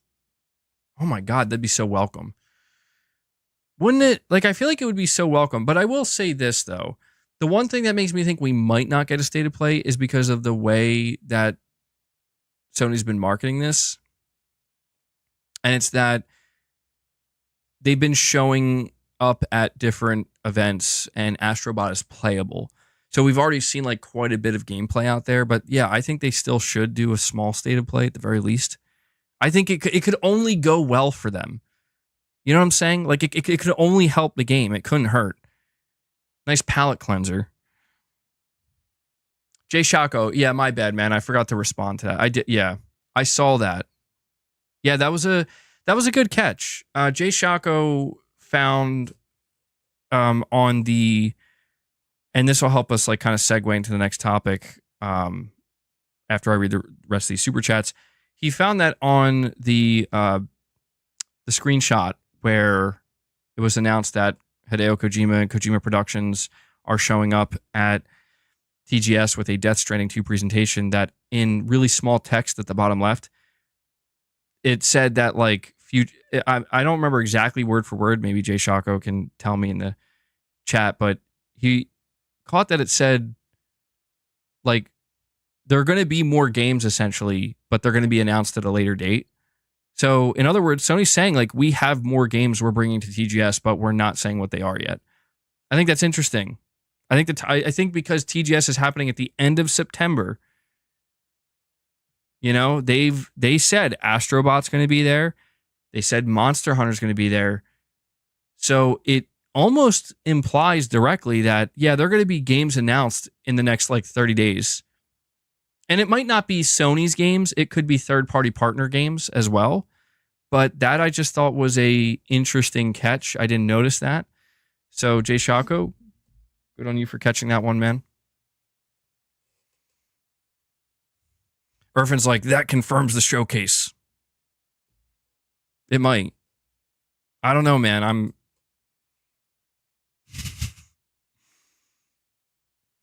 I'm trying to. I was talking to Brown Sugar in the podcast yesterday. Give you a little glimpse into the podcast, and he was saying he thinks it's more likely going to be a state of play, and I'm like, you're probably right, man. You're probably right. Like it probably is going to be a state of play, but I don't know. A man can dream, right? Josh Z with a $10 super chat says, PlayStation is not in a bad spot, but it is in a weird spot. The only game I played all year is Rebirth, and it wasn't made by Sony. Nintendo is making them look bad, releasing new games for an 8-year-old Switch. Yeah, I think that's a good way to put it, Josh. I think you worded that well, where you're saying PlayStation's not in a bad spot. They're in a weird spot. And I think that actually sums it up very well, because a lot of people are either going to say Sony's in a good spot or they're in a bad spot, but maybe they're kind of not in either spot right now, especially with the release of Concord and Astrobot 2 weeks away at this point. It's like they are in this just weird like bind, but there's like a lot of vitriol and disdain right now for what PlayStation is doing, but at the same time there's also this like level of excitement for what they're about to do seemingly, and it's kind of teetering on the edge. And you're saying here you just really played Rebirth from Sony and that wasn't made by them. Yeah, that's true. Josh, are you going to play Astrobot? I could be wrong, but I feel like Astrobot's a game that would probably appeal to you. My big question, Josh, truthfully, for Sony right now, it's very simple. Is Sony planning on new game announcements this year? That's it. That basically encapsulates it, right? Like that to me is what is putting Sony in a weird position, because it's like, whatever, Concord comes out, it's not doing well, everybody will move on.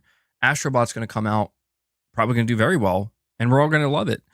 But beyond that, you know, it is just like, Sony, are you announcing more games this year? Or are you saving that for next year? That's really the only question I have, because I think that's what will change everything. I think once Sony starts announcing new games and more games, I think they get out of that weird spot. I do think that.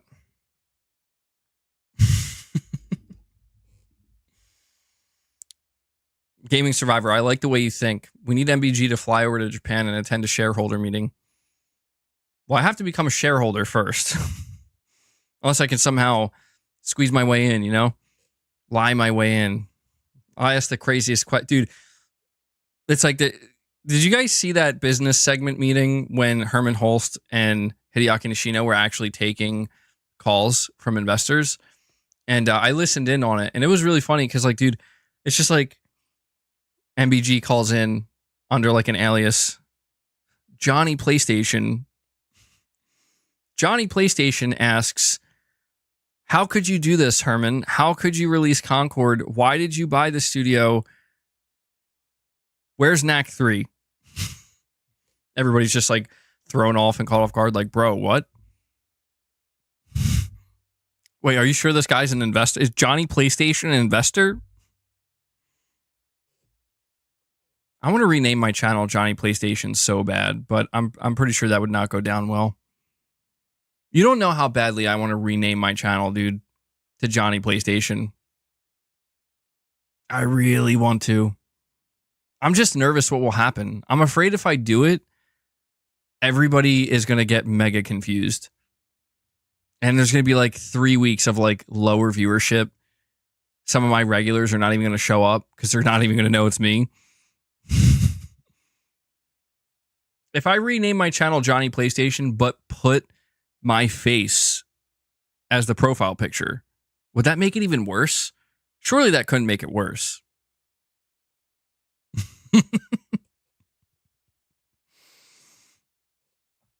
It's an amazing name. Will I have a theme song? Oh my God, it gets even better. You know what? Titus Crow, actually. Titus knows. Maybe he can construct a new one for me. I'll think about it. I'll think about it.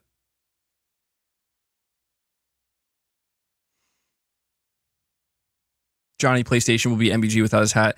Johnny PlayStation will be me with a wig at all times. Beautiful hair. My God, though. In all seriousness, Johnny PlayStation almost does sound like it could be some kind of alter ego. All right. Let's get back on track here. I'm getting too far out. A different wig each day. Oh, that sounds hard to keep up with.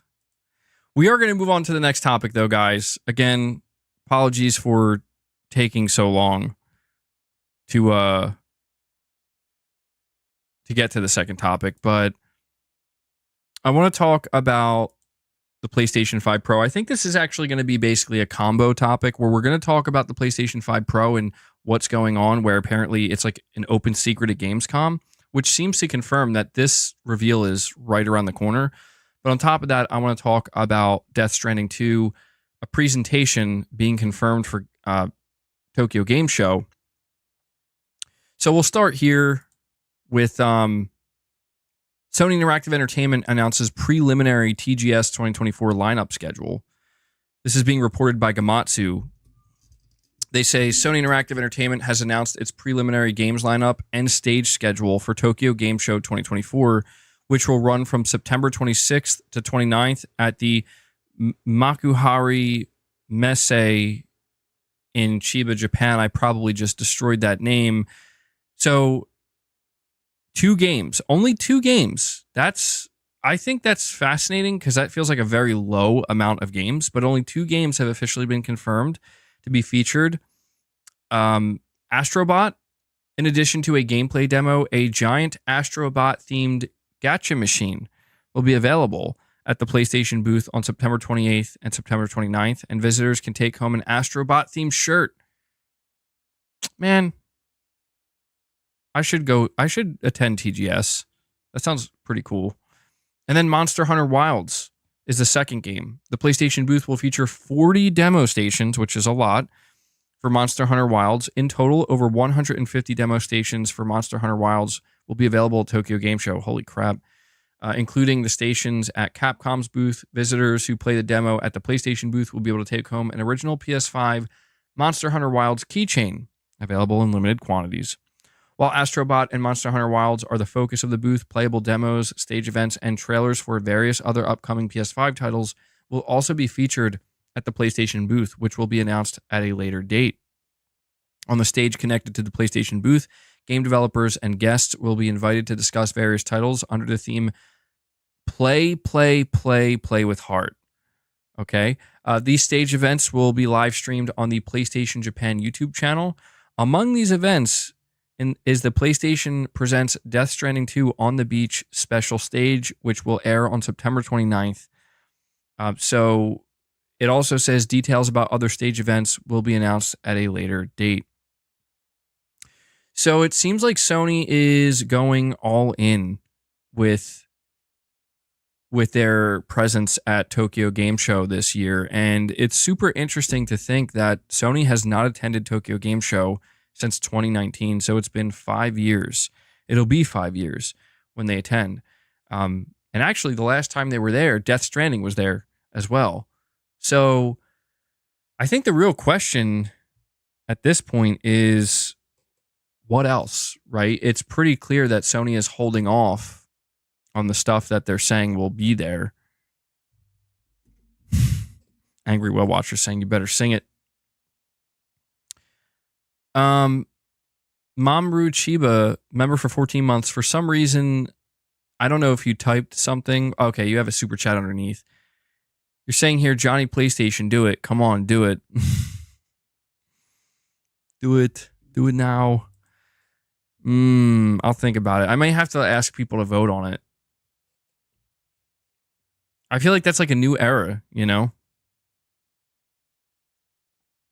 We'll see. Sony launches the Pro at TGS, a bold move. Well, see, that's the thing, man.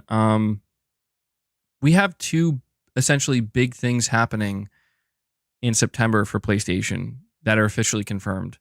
At the beginning of September, we have Astrobot launching.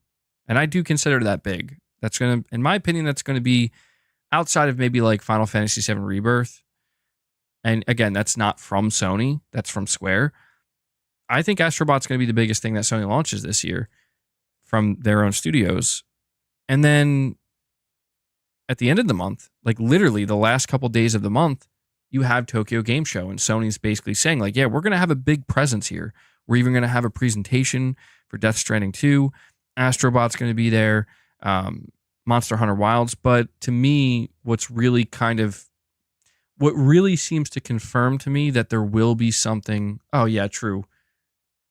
Okay, no, it won't be bigger than Helldivers. I'm like losing track of the games that have come out this year. Just goes to show a lot of games have come out. No, I don't think Astrobot's going to be bigger than Helldivers 2. I think Astrobot will be the most impactful game to the core PlayStation audience, if that makes sense.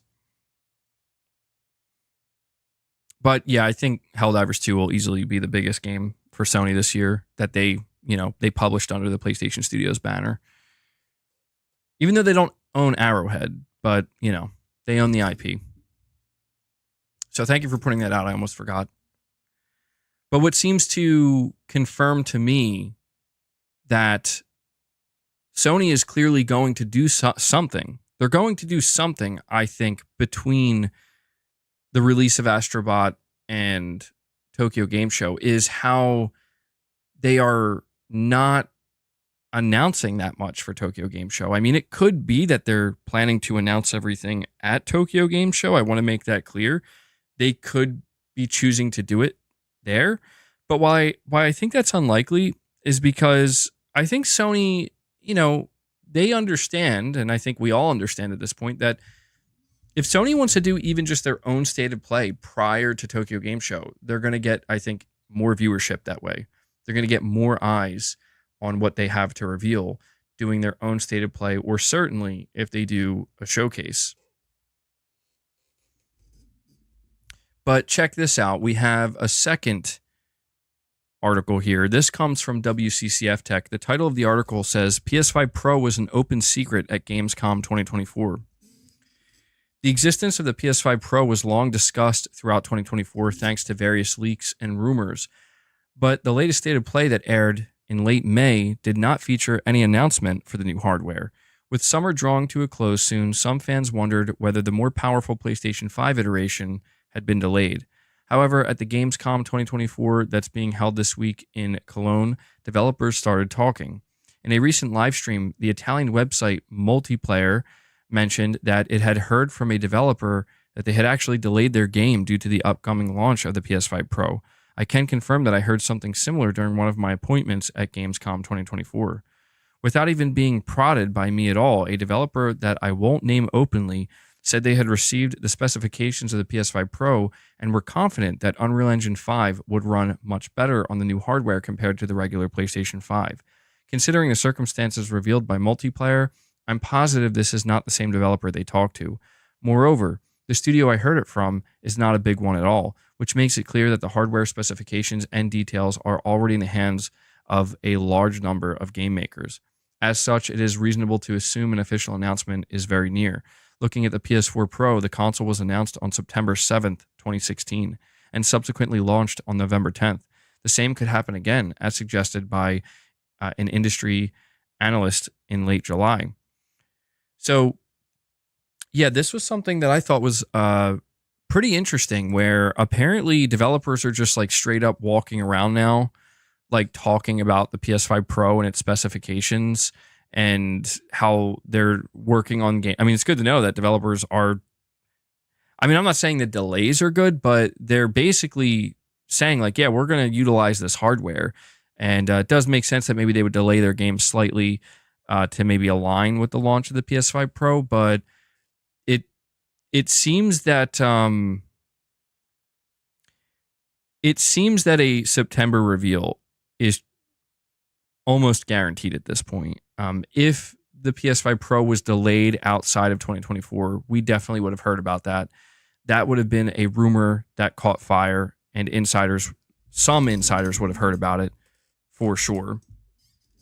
But this is what I'm talking about. You know, I don't think Sony reveals the PS5 Pro at Tokyo Game Show. The reason why I say this is because I just frankly don't think it's a big enough place to do it.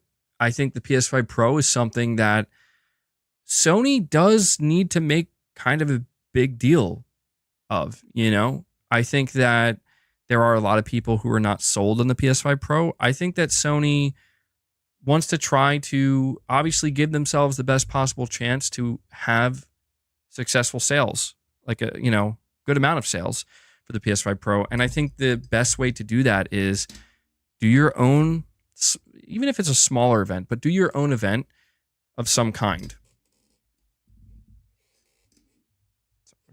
Hold on. My chair's like caught on something.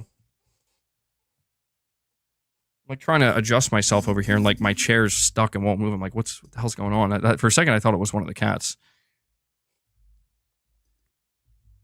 But yeah, I think that essentially when we look at Astrobot launching on September 6th, and then we look at Sony announcing a Tokyo Game Show presence and having a big presence at Tokyo Game Show between the 26th and the 29th, it leaves this big gap between the 6th and the 26th, where it's like, what's going to happen then? Well, it seems like the perfect time for Sony to strike, right? Whether it be like, hey, September 12th, tune in. Let me see, September 12th would be a Thursday. September 12th, State of Play Showcase. September 19th, State of Play Showcase, right? Like, these are Thursdays, and there's going to be, let me see.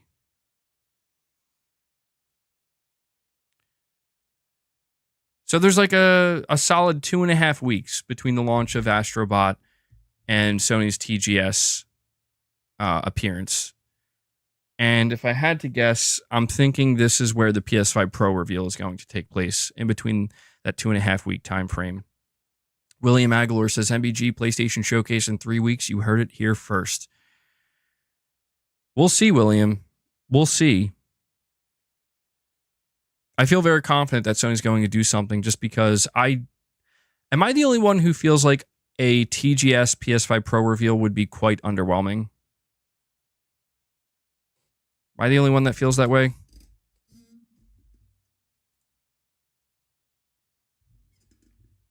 I think Sony has to do something on their own. It would just be the smartest way to do it. They'll get more viewership, get more attention. Jack, you're saying if Jeff Grubb starts to talk about it, then we can start hyping it up. Yeah, I'm not trying to hype it up, because obviously it's pure speculation on my part. The thing that I will say, I don't think this is speculation. I think it goes beyond speculation, is the Pro is coming. I mean, unless we get a report over the next like 5 or 6 days from like Tom Henderson that it was actually delayed to next year, then we'll know it's not happening this year. But I think Sony's ready to hit the ground running, man. I think we're just a couple weeks away. I think the fact that we're getting reports now from outlets that have attended Gamescom, and they're just saying that developers are just openly talking about it, it has to mean the reveal is right around the corner. 2024 is a wild card year. Nobody ever expects what's coming next. Yeah, who knows, right? That's very true, Wes. MBG, I guess I didn't make myself clear. PlayStation Showcase in 3 weeks, or I gift 50 memberships. Oh, snap. William Aguilar. Wait, I don't like this, though, William. I just realized, wait, I don't actually like this, because this means I'm rooting against a showcase. I don't want to root against the showcase. No, I'm just kidding, man. I do hope you're right. I do hope you're right.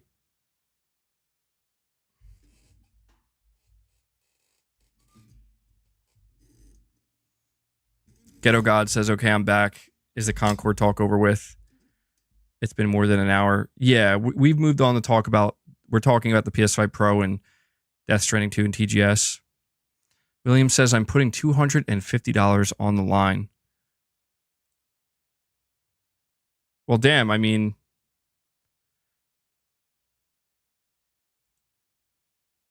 on one hand, I hope you're right, because I want that PlayStation Showcase.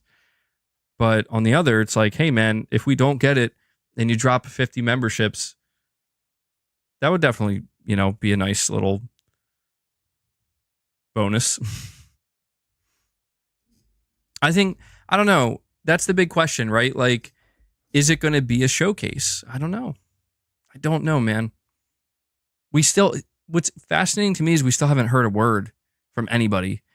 That's the thing that I'm really kind of starting to pay more attention to, is like, this is the last week of August, man, and there's no rumors, there's no insiders talking about any type of PlayStation show. So, it does, if I'm in the,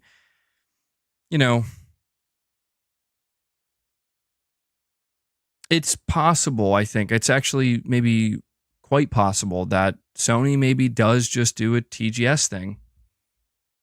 That anything that they have to announce, they might just save it for TGS. I think that would be strange. It would be a bit unexpected. It would be very unlike Sony, to be honest. Like, Sony has kind of gotten pretty comfortable with doing their own stated plays and stuff like that. But if it's announced in 3 weeks, but happens in 4 weeks, I only donate $100. Oh, well, that's very kind of you, William. Hey, man, regardless of what happens, if you choose to support the channel, I appreciate it. You know that, man. It would be great, though. Like, it would be a really awesome time if in September, I mean, we'll be talking about Astrobot. And I do want to say, like, I'm really looking forward to seeing more Death Stranding 2. I know not everybody is as high up on Death Stranding 2 as I am, but that's very exciting to me. That alone is something I'm looking forward to. William says, y'all hold me to it. I don't forget because I know what day it is. All right, well, August 25th, 2024. We got to hold William to it. Chat, don't forget.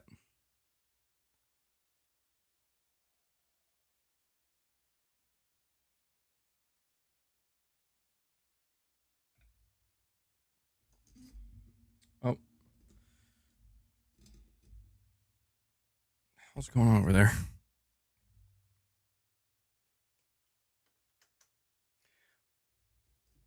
September 14th. Well, here's another thing I want to mention, right? Sticking to the idea of Sony doing something on their own outside of TGS. Knowing that Death Stranding 2 is going to be there, it's pretty obvious we're going to see some Death Stranding 2 gameplay. I think what we're going to see from Kojima is a gameplay demonstration. So that seems to indicate we're going to get some kind of trailer over the course of September. A new proper trailer for Death Stranding 2. And I speculated earlier this year that there was maybe a chance that footage we were seeing on the new 10-minute trailer, it happened in January, which is crazy. It feels like it wasn't that long ago, but it was all the way at the end, way back in January. But that 10-minute trailer we got, I speculated that I think that might be running on the PS5 Pro because it looks really good. Like, it looks crazy good. And at that time, there were very few rumors about a PS5 Pro. There wasn't as much talk about it. But now that I'm thinking about it, knowing that we're going to see more of it next month, I mean, it's pretty much, it has to be like a guarantee, right? That at the very least, this Tokyo Game Show demonstration we're going to get for Death Stranding 2 will be running on PS5 Pro hardware. So it just makes sense that the reveal is going to happen prior to that. And this is what I've been suspecting this for some time, that this is how Sony was going to do it, right? Yeah, they were going to want to flex the Decima engine running on the PS5 Pro and show how insanely good a game like Death Stranding 2 is going to look. It's a winning combination for sure. I don't think Death Stranding 2 alone is going to be enough. I think that there has to be more, of course, but everything's kind of aligning. You know what I mean? Like, September is usually a time when Sony does a state of play or a showcase. Tom Henderson claimed that September was the reveal month for the PS5 Pro. Developers are now starting to openly talk about the PS5 Pro, and now we're finding out we're going to hear about Death Stranding 2 next month. Everything feels like it's kind of aligning. And so, we're at that kind of phase where we still have to wait a little bit longer. But yeah, that's another reason I do think the Death Stranding 2 is probably one of the best games to show running on the PS5 Pro if you want to really shock and awe people and impress people. This is what Sony did with the PS4 Pro. They showed off Horizon Zero Dawn, and that game was very, very well received. People were very impressed by how good that game looked running on the PS4 Pro. Of course, a new Horizon game is not ready to go yet, but Death Stranding, which came out in 2019, was one of the best looking games of that generation. So this is like the latest iteration of the Decima engine, fully optimized for the PS5 and the PS5 Pro, leaving behind the PS4, not cross-gen. I think it has the potential to really kind of shock and awe a little bit, and make people be like, whoa, holy shit, okay. PS5 Pro ain't playing around. That's what I'm hoping for anyway. Oh, something else I want to mention. So this caught my attention. I was over on the gaming rumors and leaks subreddit, and there was a post where apparently a gaming outlet, I forget how you say their name, like Jux Video or something. Somebody please tell me if I'm pronouncing that wrong. But they accidentally posted a preview of Metal Gear Solid 3 or Metal Gear Solid Delta Snake Eater early, and they had to immediately take it down. But at least a few people saw it, and the person who put the Jugs video, yeah, that's the one. It's French. Okay. A French outlet. But yeah, this preview went out early. And I thought that was kind of interesting because I was like, I wasn't necessarily anticipating a preview cycle for Metal Gear Solid Delta, considering we just got a preview cycle for Silent Hill 2. I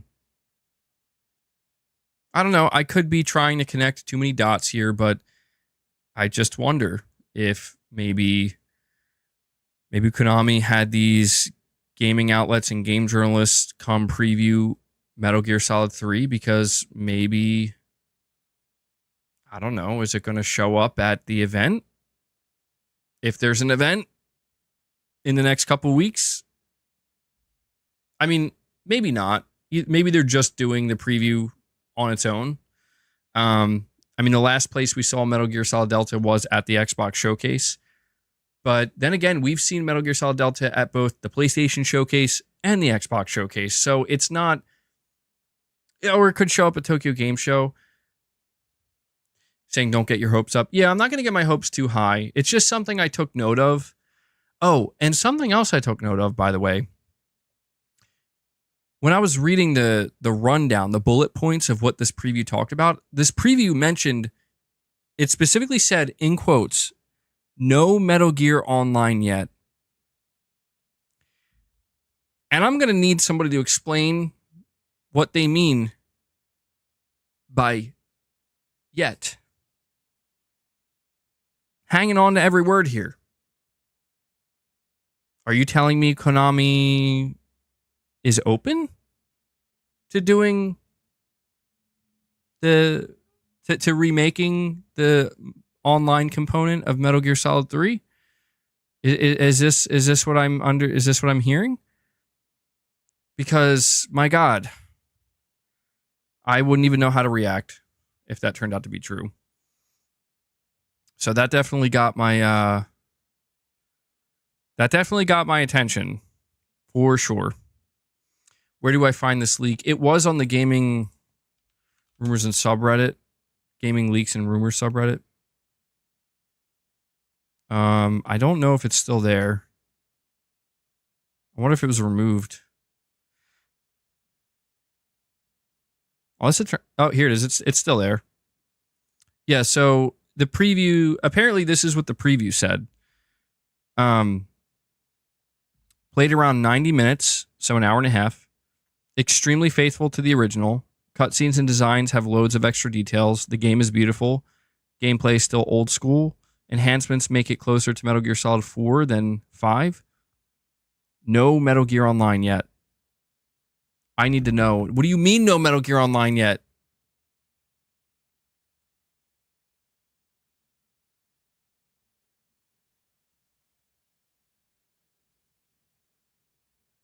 I'm trying to see if there's any follow-up to this.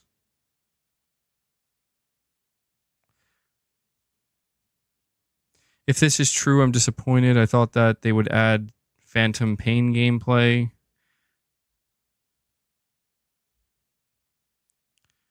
I loved MGS4. I'm actually kind of happy to hear that it's closer to MGS4. Yet, nice to hold out hope. I mean, in the last official live stream, there was a big plan for MGO in one slide, but they stayed vague. Oh, wait, what? Hold on, what? This person, Lord Emmerich, I like the name Lord Emmerich, said in the last official live stream, there was a big, quote, plan for Metal Gear Online, end quote, in one slide. And they stayed vague when someone asked about the multiplayer a while ago. Oh, no. Oh, dude. Dude, I will. Oh, man. Oh, man. Oh, man. Don't give me hope like this. Don't do this to me. Don't do this to me. I did not know that. How did I not know that? Sorry, I'm just freaking out a little bit right now because I had given up on this a long time ago. Like, I thought, listen, if we get remakes of Metal Gear Solid 3 and 4 and stuff, and, MGS 1 and 2, Metal Gear Online's done. They're never going to go back to that. But this is the first I'm hearing about this. What slide and live stream are they talking about? I think what they might be talking about is the last marketing cycle for Metal Gear Solid Delta. Konami seemed to have they basically did like, I think, an extended live stream. It was like an hour long or something where they were like answering questions. It was all in Japanese though, and I don't think it was translated, or at least not the whole thing was translated. I remember coming across something, but I couldn't watch the whole thing. And man, if that's true and I missed that, that's crazy. Oof. I'm going to be on the lookout, man.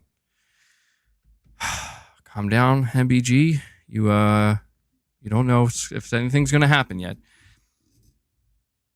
We have Fabrice Paul with a super chat. I appreciate that, buddy. You're saying, still hard to believe Bungie cost more than Mojang. Xbox literally said, hell no, your numbers are fake. I'm not falling into your trap. Nobody will. Yeah, dude, Bungie cooked the books. Bungie cooked the books, man. That is crazy to think. I don't know what Sony was thinking. Again, it has to fall on Jim Ryan, right?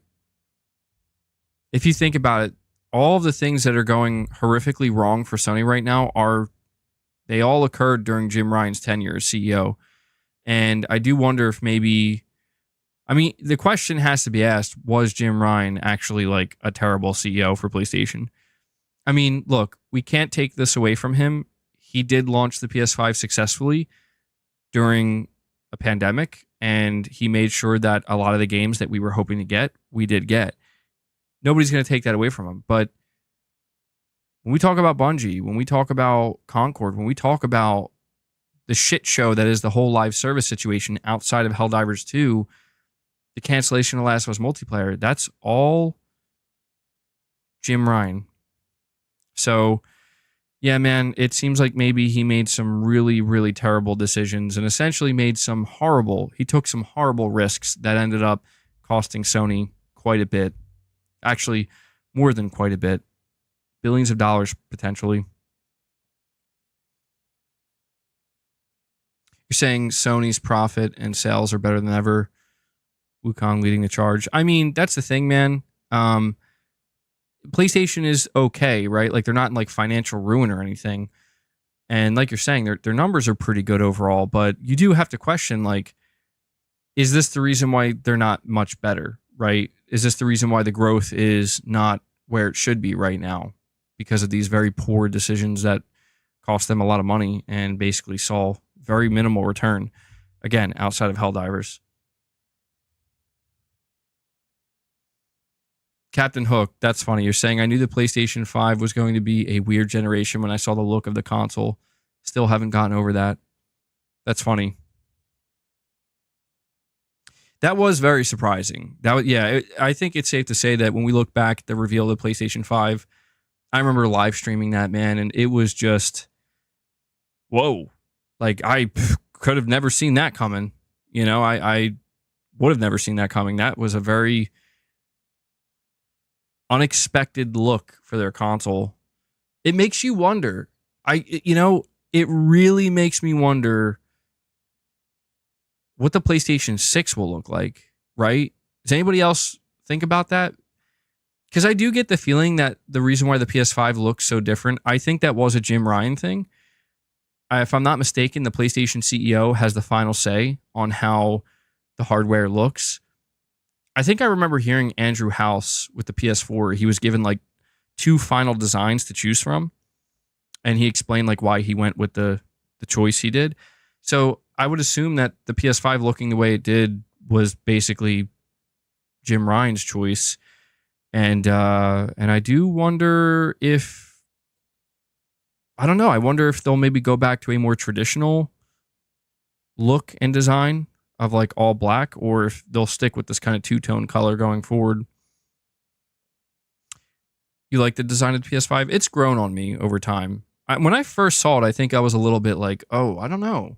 Like, I like it, but it's going to take a little bit to get used to, because it was just so shocking and how large it was as well. Not going to lie, though. I do miss the all black. Yeah. I've always liked that about PlayStation since the PS2, PS3, PS4, all black. I always liked that. To be fair, you can make your PS5 setup all black. You can buy the black plates and the black controller. MBG, the PlayStation 6, will be all about path tracing and very advanced AI frame generation and even generated graphics. It sounds good to me, man.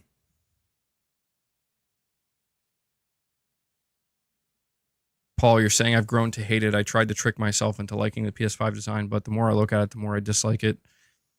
That's fair. Yeah, it's definitely one of those designs that I think you either really like or you don't. I don't necessarily think there's like an in-between. I don't know, though. Then again, I say that, but I think I might be the in-between. Because like I do like it overall, but I think it's more because it's just grown on me. And it's just, oh yeah, that's the PS5 now. But I won't lie, like if Sony with the PlayStation 6 wants to go for a more traditional design like they did with the PS4, 3, and 2 and keep it all black, I would totally be down for that. I would like that.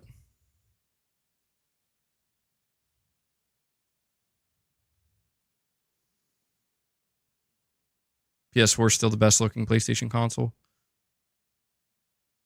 Yeah, the PS4 looked really cool. I don't know. I think about the PS2 a lot, though. I feel like the PS2 was a really cool looking console as well. Like the original PS2 rectangular design.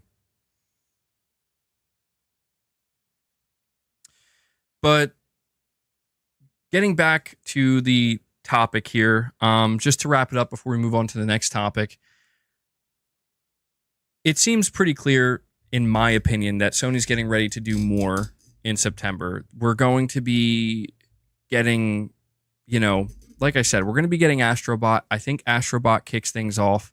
I think we're going to be hearing from Sony when it comes to maybe some type of an event, whether it be a stated player showcase. I'm leaning more towards a showcase because I want to, because I'm on that hopium, and I want to believe there's going to be a showcase. I would be okay, I guess, with a state of play if it's a really good one. But at the very least, I feel relatively confident that the PS5 Pro reveal is coming, and it's coming in between the release of Astrobot and TGS. And Death Stranding 2, excited to see more of that as well, absolutely. So I will obviously keep you guys updated. Be sure to, be on the lookout for streams and videos on the channel throughout the month of September, because I'm thinking it's going to be a big month for PlayStation. But let's see what we got next on the docket. So I do want to talk about this briefly just to inform you guys. I think I mentioned this the other day. I honestly can't remember. So I'm going to put it here just to make sure I cover it, because I think it is pretty important, especially when we think about a game like Black Myth Wukong finding so much success and so many people enjoying it, and considering it comes out of China, like one of the first AAA games out of China. This is a report from PlayStation Lifestyle. After successful endeavors in countries like China and South Korea, Sony Interactive Entertainment is looking for budding PlayStation devs in the Middle East and North Africa. The company has announced its new MENA Hero project, through which it will support small developers in the region as part of its efforts to, quote, ensure that PlayStation remains the best place to play, end quote. The MENA Hero project will support developers and studios all across that territory. Sony will provide up-and-coming developers with mentorship, training, and financial support. The Hero Project Incubator Program aims to identify promising local developers and support them in bringing compelling gaming experiences to global gaming communities, Sony wrote in a press release. As part of our evolving journey to ensure that PlayStation remains the best place to play, We're committed to developing regional incubator programs capable of identifying new and diverse developers worldwide. Sony already has a long-running China Hero project, and last year it announced the India Hero project. In March 2024, the company revealed 5 upcoming indie games from Indian studios, but did not provide any details or release information. So this is something that was just announced, and I do think this is a really important thing to pay attention to, because when we talk about, and we do talk about this very frequently, when we talk about the overall health of the PlayStation business and we talk about the console, one of the biggest things that Sony is looking to do with these projects, the China Hero project, the India Hero project, and now the MENA Hero project, they're looking at markets where they haven't traditionally sold hardware. I mean, these are markets that I guess you could say console hardware is not necessarily that popular or isn't really much of a thing. But as time has went on and these countries have advanced, or these territories have advanced, it seems like Sony's trying to basically step in and kind of get in on the ground floor, where they're not only looking to push their hardware, obviously, and sell the PlayStation console more so in these regions, but they're also trying to work with developers and development talent, because they go hand in hand. This is Sony's fundamental understanding that if we want to sell hardware, we need games. And if we want to sell hardware in these regions, we should probably try to find some development teams and some games that can speak directly to, to the people who live in these regions. I think it's a really smart thing that they're doing. And I think that the China Hero project has proven to be a very wise decision on Sony's part, because when you see a game, even though Sony doesn't have anything to do with Black Myth Wukong, to be clear, like Black Myth Wukong is not part of the China Hero project, it proves that, oh yeah, there are some very talented developers and teams where they're just kind of getting started, but they have the skill, right? We see Phantom Blade Zero, also not partnered with PlayStation, but Sony is, again, they've established a foothold in China, and now because of that, Black Myth Wukong, again, not associated with the China Hero project, but the China Hero project goes hand in hand with Sony wanting to push PlayStation 5 hardware in China. Now PS5s are beginning to sell out because of Black Myth Wukong, and that's exactly what Sony was hoping for, right? It's just also something that will bring us more games. I think it's a really cool thing that Sony is providing this type of opportunity for development teams that otherwise maybe would kind of be left in the dark and not really know what to do or how to do it. Sony has that level of expertise. Obviously, it's going to be limited with how much resource and budget they're going to allocate towards this, but it's just a really fascinating and interesting initiative that Sony is seemingly very serious about, where they started with China, they went to India, and not too long after, now they're going into the Middle East and Africa. So it's very strategic. This is kind of what Sony is known for. This is what PlayStation is known for, even though they're also known to make huge mistakes, like we talked about earlier with Concord. They are also known to be very strategic and, very surgical sometimes in the way that they operate and that they go about stuff like this. So it'll be fascinating to see what type of games come out of these regions and how it works. Also, mentioning the China Hero project, in July there was like a big event, China Joy, and we did talk about it quite a bit. Actually, we talked about games like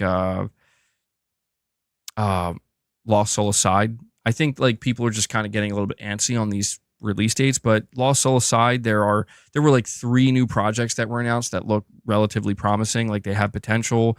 Concord Failure is another one. Like these are games that Sony basically sought out in China, and it just goes to show that these are evolving markets that are starting to grow, and Sony wants to be part of it. So good stuff, man. It's nice to see Sony kind of continuing to do this and continuing to play the field, I guess, you know. Yeah, true. Phantom Thief, you're saying Korea as well.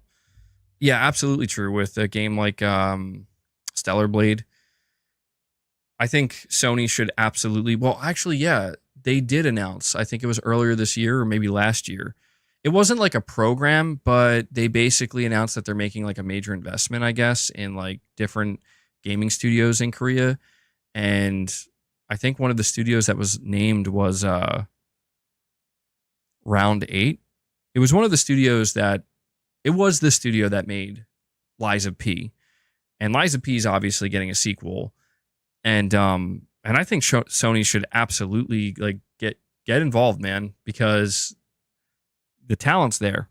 The talent's there. The games are coming. And if you have hardware you want to sell, definitely look into it. NeoWiz is Round 8. There you go. Yeah.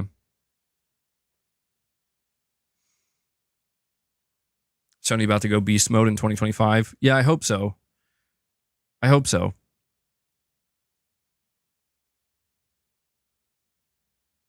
Oh, wow. Astro, 10 million units plus sold. Oh, I don't know about that. That'd be awesome. I'd love to see that. By the way, guys, I want to ask you one more time. Let's get a big push right now. Okay, we're at 271 likes. I want to see us get to 300. We have over 450 people here watching, which I very much appreciate. Thank you guys so much. Let's push to 300. Let's go beyond 300 likes. It helps the streams more than you know. I'd very much appreciate that. I think we could easily hit 300 likes. Easily. Push. Let's get it done. Is Astro launching on PC as well? No. Astrobot, as of right now, is a PlayStation 5 exclusive. I don't know if it's going to release on PC at any point. Astrobot is one of those games where I'm like, I'm not so sure. We're at 284 now, guys. 15 more likes. Let's do it.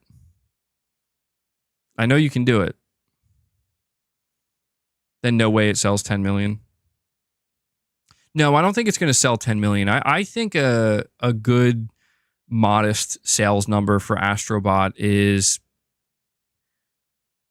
anywhere, I'd say between 2 and 3 million units sold. Maybe not up front, like in the first couple of days, but over like the first year. It could do better than that. It could do under that. It could just sell like 1 million, but you think 5 to 6 million? That'd be great. Yeah. If it goes beyond 3 million, I think Sony would be very happy. Because it's a smaller project, man. Like, this is not a game that took, like 5 or 6 years to develop.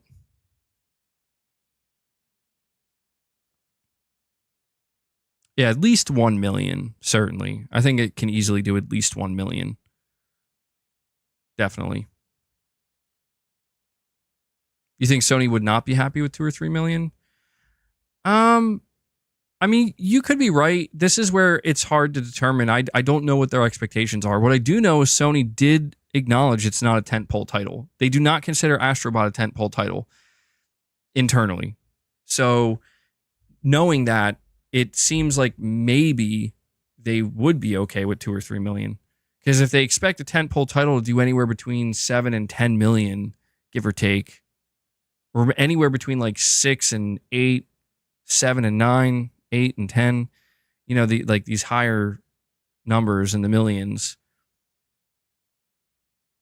But I think it'll do well enough. 6 more likes, guys, and we're at 300. Appreciate that. Only 5 more now. Thank you for that.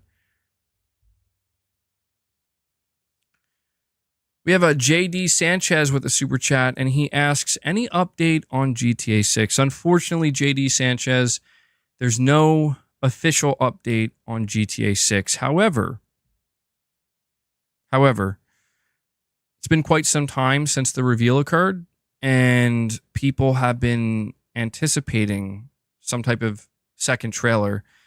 I'm not here to say that we're going to get that second trailer. I'm certainly not here to tell anybody to expect a second trailer in September if Sony does an event or something. But what I will say is that the PS5 Pro is coming. And the PS5 Pro presents a kind of opportunity potentially, maybe, it's a big maybe, so like 10 question marks for Rockstar and Take-Two to be like, we could show GTA 6 off on the PS5 Pro. They could, but I don't want to assume anything. So JD Sanchez, for now, I'm just going to say it's completely unknown whether or not we're going to get an update on GTA 6, but there's always that chance, There is that chance that as we enter the holiday season, there are going to be a lot of games launching, but there are going to be some events, and maybe that's when Rockstar decides they want to strike again. So we will see. We will find out together, JD. And we have Digital Dude 25 coming in saying, y'all want to send PlayStation a message? Buy Astrobot. Damn. Digital Dude 25. I have to agree. I have to agree entirely. If you do want to send a message to Sony, you could do so by buying Astrobot. The message that I believe you will be sending to Sony is that we do want some games like this, and we will support games like this. And when I say games like this, to be clear, I'm not just talking about a 3D platformer. I mean, of course, you're saying we want a 3D platformer, but I'm also talking about smaller budget games that took about 3.5 years to develop with 60 developers, not a team of like 250 devs with a budget of $300 million. It would be sending a message that we do want more games like this as well, and we will support them. So I agree, Digital Dude, 100%, man. No way, Rudy. There ain't no way, bro.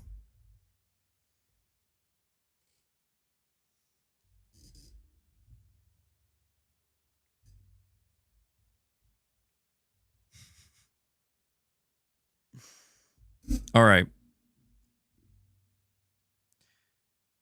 Is the current generation supposed to start phasing out in 2028, or do we think it'll go until 2030? I think 2028 is when the PlayStation 6 will launch. That's my time frame.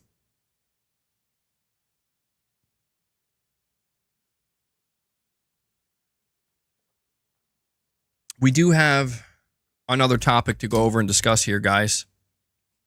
By the way, thank you. We did get over 300 likes. Just want to... Oh, that was weird. My throat just made a really weird noise. Just want to let you guys know I appreciate that. Thank you. Broccoli Rob says it's crazy that we're on the back end of this generation. It is, yeah. It feels like time has went by very, very quickly. Feels like just yesterday we were talking about the PS5 rumors. And we have Kareem Ali with a $20 super chat. Appreciate that, bud.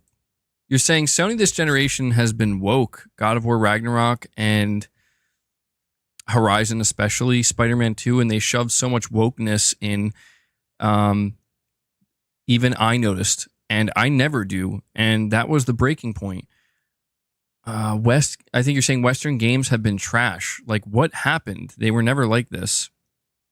I think it was a trend. I mean, Kareem, I agree to an extent, and I think that there is a level of what you're describing, I think, throughout a lot of these games. Some, I would say it's worse than others, certainly. But here's what I think. It's just a trend. I think that over the last 7 to 8 years, there was this big push collectively across all industries for multiple reasons. I mean, certainly political reasons. You think about that. I mean, you can't help but acknowledge that, okay, politics have had an influence on the people who are in charge of these companies and making these decisions and who are in charge of these studios and influencing them. But I think it just became a trend. I think that there was this big push over the last 7 to 8 years to really go all in on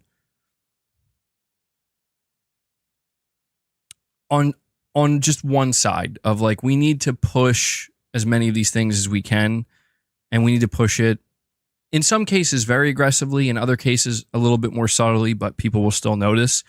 And that's coming to an end. That trend has officially come to an end. And you're going to see as we go into 2025 that it's absolutely coming to an end, because you know what you're going to see if you're not seeing it already?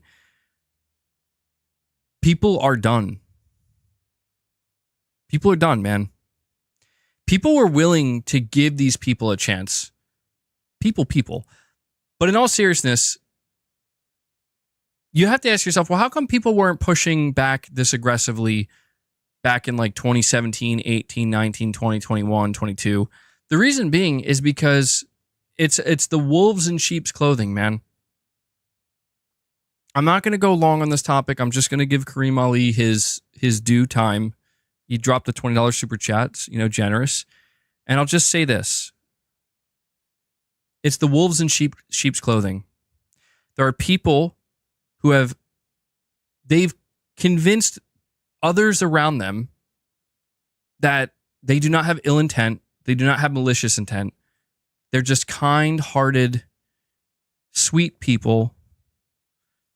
But in reality, they're not. They behave and they operate a certain way until they slowly work their way up the ranks. And then once they get that position of power, they exploit it. And it turns out, oh, you're not actually as fair. You don't have as much temperance as you've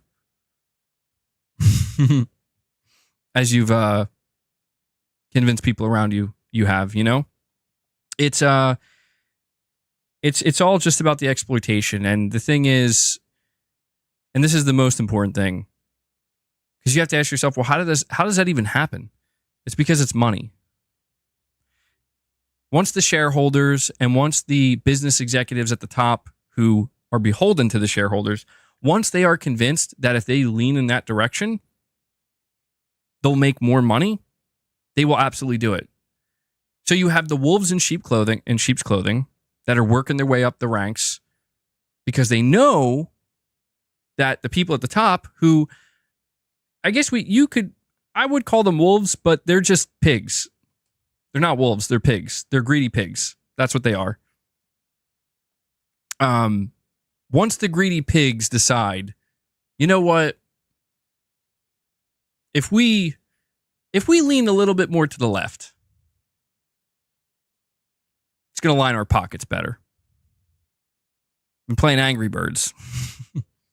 Once they realize that and they decide on that, then it makes it much easier for these wolves in sheep's clothing to just work their way up. Yeah, I don't know what's going on with this analogy.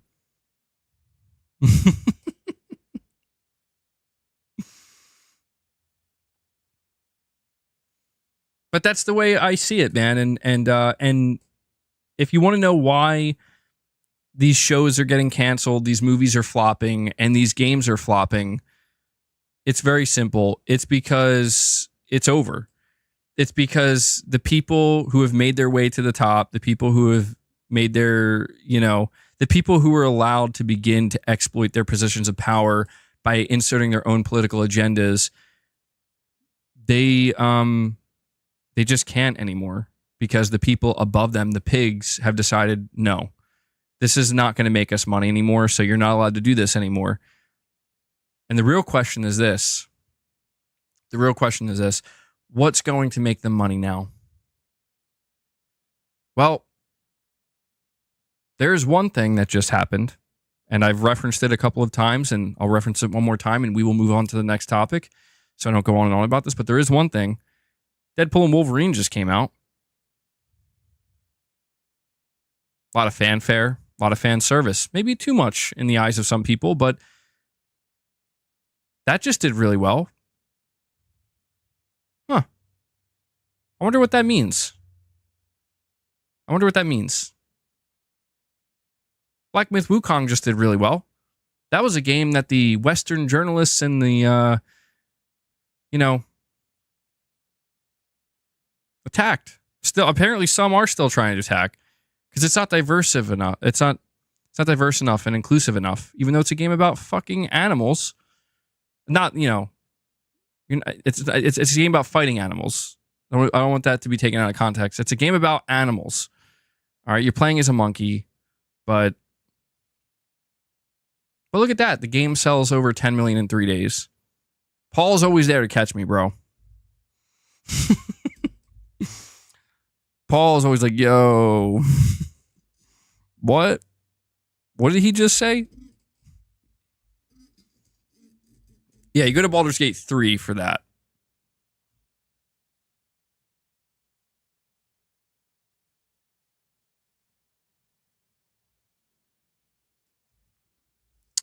But yeah, and Kareem Ali with another super chat. Thank you, buddy. Says Japanese games are better, and they have some woke stuff, but I don't mind, and I prefer it like that. It's just the West does it differently. Yeah, that's what I mean, dude. Like the whole thing that I know people are so tired of the term woke, and I'm tired of hearing that term and using that term, but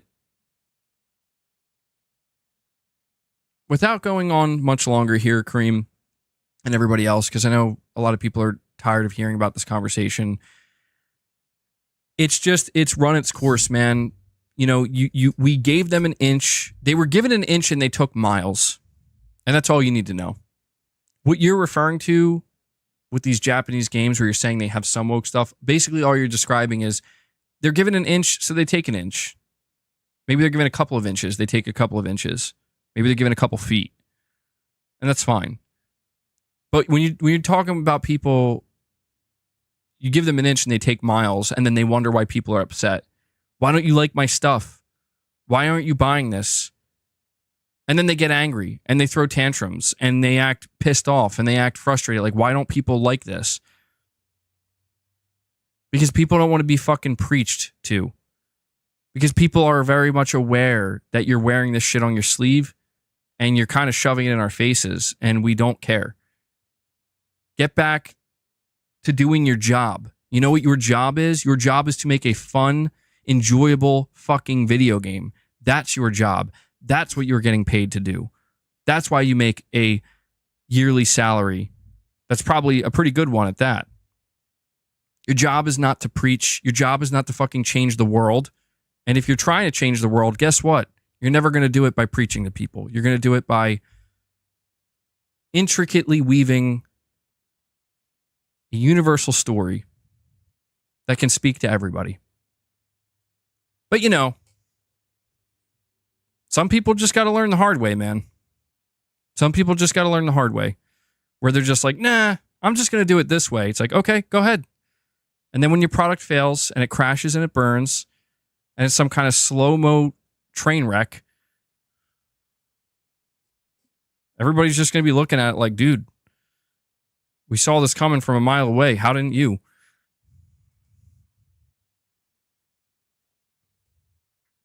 Yeah, that's a good point, Titus. You're saying it's not that MBG. A preacher is fine as long as it's their authentic voice, but it's not an authentic voice. It's artificial. Yeah, that's yeah, I get what you're saying, because you're right. Like, there's nothing wrong with people wanting to, with people wanting to, like you're saying, preach what they want to preach, but I think it's not even just about that it's coming from disingenuous places, but it's also the fact that it's being inserted into places where it doesn't belong. And people are very much picking up on that. They're like, what the fuck is this? And it's always come off as awkward and just uncomfortable. And yeah, so very last thing I'll say, I promise. I read somewhere recently, and I've heard this I've seen a couple people say this. They're like, they made it for them, not for their audience, not for They didn't make it for the audience. They made it for themselves. And that kind of sticks with me a little bit because it's like, in a way, I can respect that, right? Like, I can respect where if it's like, I'm going to make this and it's going to be for me, or a group of people that say it's going to be for us, that's fine. You make the art that you want to make. And if it's most important that it's for you first and foremost, that's cool. But what I don't appreciate is when people act like, when those same groups of people act shocked and stunned when nobody gives a shit and their stuff fails. Turns out if you completely ignore the audience you're trying to appeal to, or you're supposed to be trying to appeal to, it's not a good recipe. It's actually a recipe for failure. So I just wanted to put that out there as well. But we'll see what 2025 brings. Titus gets it. Titus gets it. He said it's all about the energy, bro. Exactly. Speaking of which, though, I want to talk about Silent Hill 2 Remake. I have a couple of new pieces of information here for you guys, and I think it's relevant because we're getting very close to the launch of Silent Hill 2 Remake, and Konami just did another wave of previews and marketing, and it seems to have worked very much so in their favor because it's winning a lot of people over, which is great to see as somebody who's excited for this game.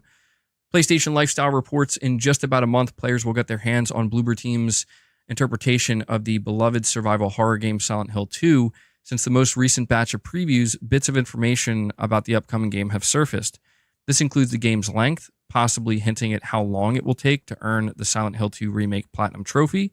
It seems players will be spending quite a bit of time in Silent Hill to earn the SH2 Remake Platinum.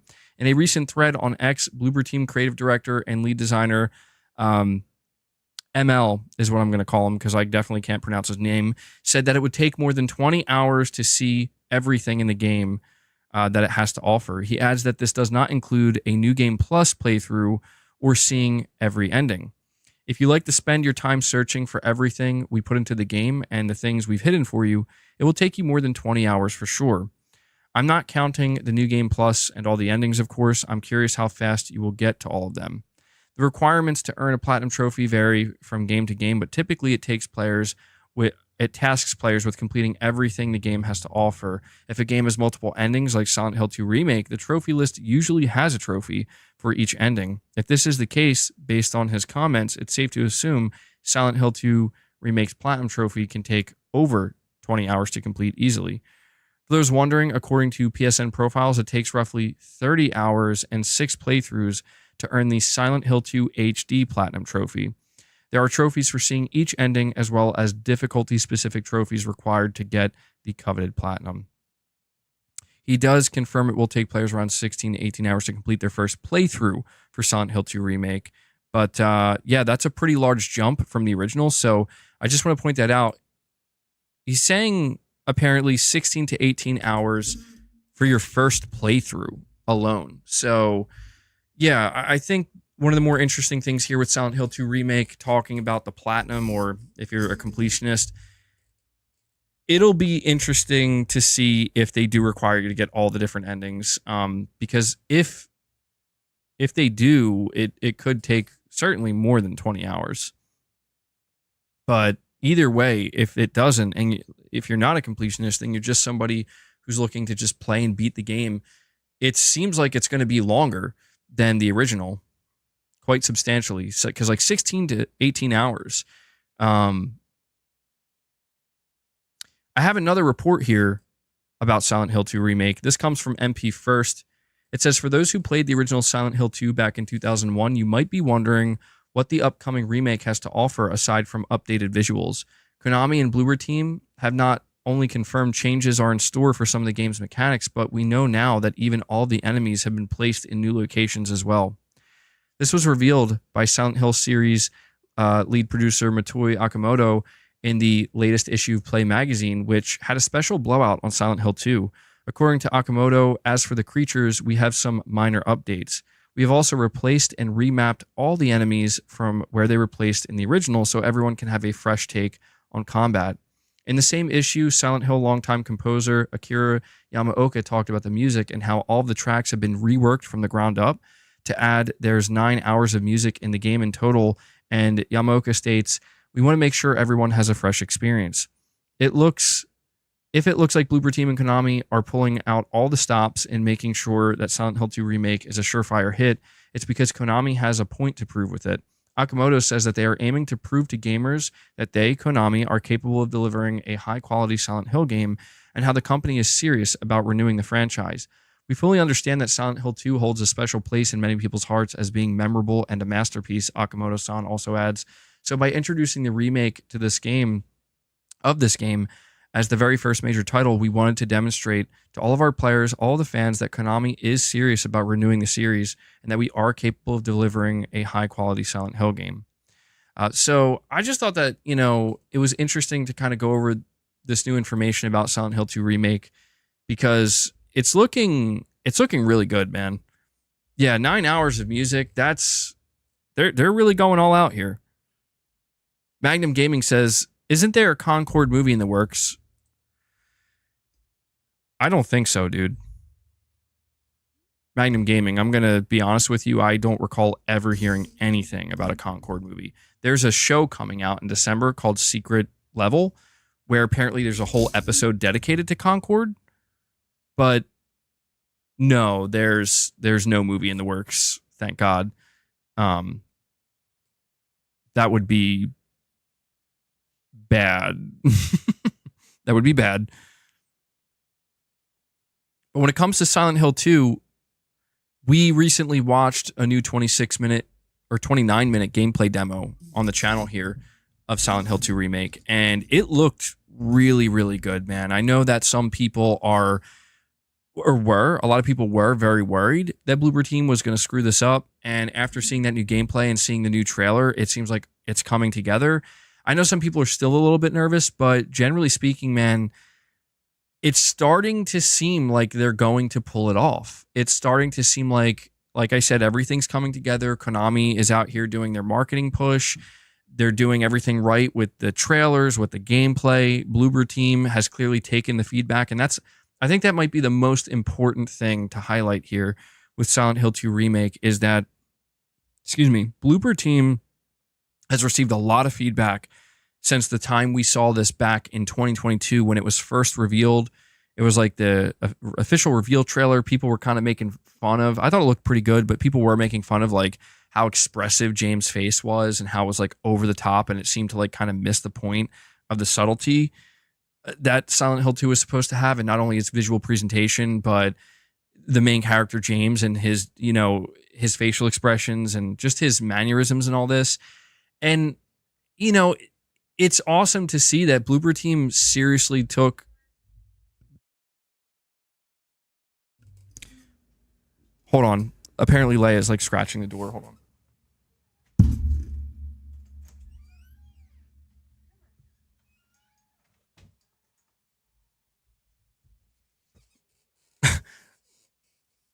Sorry about that.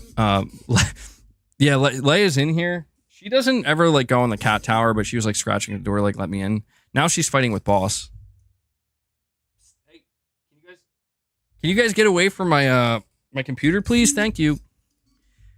But yeah, what I was trying to say is that it's really awesome to see that Bloober Team actually took the feedback, and I'm sure that was difficult to do because a lot of it was just super over the top and extremely toxic, but they seem to be able to kind of cut through that and take in what they thought was genuine and what like fans really like real feedback that fans were giving, saying like, I think you guys are off on this one, and these are some of the tweaks and the changes you should make.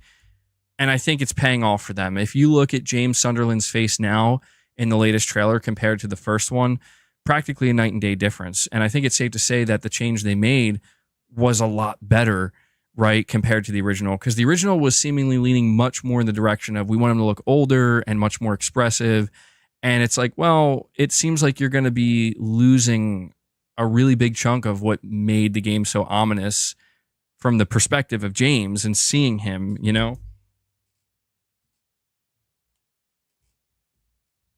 And they revealed Eddie in the trailer, and people really liked what they did with him.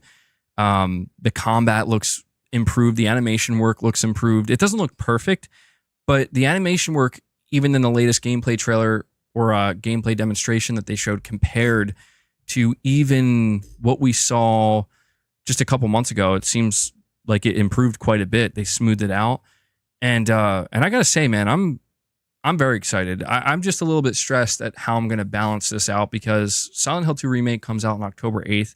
Until Dawn Remake comes out 4 days before, so I'm just like, all right. I guess I could try playing both at one time. I don't think that's going to happen, though. I think I'm going to have to choose which one I want to play first. And I'm not going to lie. I think I'm leaning closer. I think I'm leaning much more so in the direction of I want to play Silent Hill 2 Remake first because it looks very good. I'm really happy to see it coming together. I'm really happy to see that, a game that got a lot of criticism and a lot of negative feedback over the years is actually listening to the fans, making the tweaks, making the changes, making the improvements. And now as we approach launch, everybody's starting to acknowledge that. And I think it just proves once again, it goes to show, man, that like it's so important for these development teams to just listen. I know it's hard. Believe me, I get it. It's hard to listen to all the noise. And a lot of the noise is not genuine. A lot of the noise is just trolling and nonsense and BS, but it's still important to listen to it because if you listen carefully enough, there's a portion of that noise that's actual genuine feedback from people who care, who are trying to give that feedback in the best interest of your product and your game so that they can enjoy it as well, right? And it just proves once again that if you're willing to listen to the fans, you're willing to listen to what people have to say, the people who are going to support you, the people who, your actual audience, you might find some success. It's like not a difficult equation to figure out. It's actually very simple. And I just think Silent Hill 2 Remake is seemingly turning into another example of exactly that. You'll hate it if you choose Until Dawn and everyone is talking about Silent Hill 2 Remake. Yeah, it's tough, man, because like there's actually 3 horror games, which this is awesome. Like I talked about the casting of Frank Stone. That's coming out September 3rd, digital only. Like I said, kind of annoying, but that looks really good. I actually want to play that. But then next month we have, like I said, Until Dawn Remake and Silent Hill 2 back to back. But out of all 3, I think Silent Hill 2 Remake is the one that's speaking to me the most right now.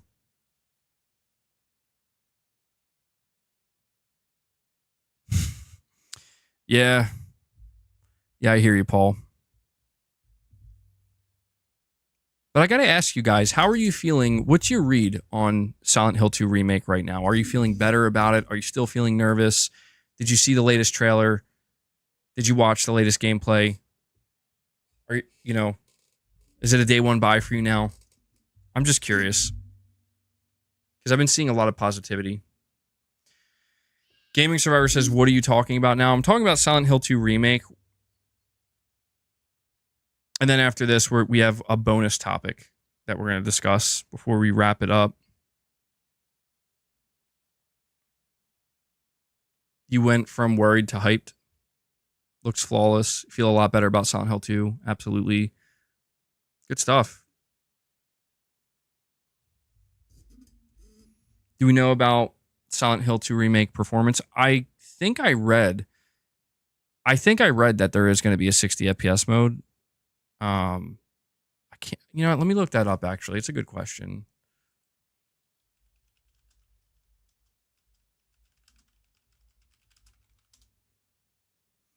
On the technical side, the PS5 version offers 2 graphical modes, a 30 FPS quality mode and a 60 FPS performance mode, both utilizing Unreal Engine 5's Lumen technology for enhanced reflections and ambient occlusion. Oh, that's going to be interesting. Yeah, I forgot this was an Unreal Engine 5 game. Unreal Engine 5 games have been just struggling, man. Oh, dude, do you think Silent Hill 2 Remake could be PS5 Pro enhanced? I just thought about that. If it's true that the PS5 Pro is going to be revealed next month, and apparently, developers are saying they think Unreal Engine 5 will benefit greatly, Unreal Engine 5 games anyway will benefit greatly. I wonder if this is a game that could end up getting PS5 Pro enhanced if it comes out. So if the PS5 Pro is revealed in September, it releases in November, maybe that could be one of the games that we hear about. Because, yeah, Unreal Engine 5 games have struggled quite a bit. I hope it does. That would be great. That'd be very welcome. It'd be welcome if all Unreal Engine 5 games could get PS5 Pro enhanced at this point.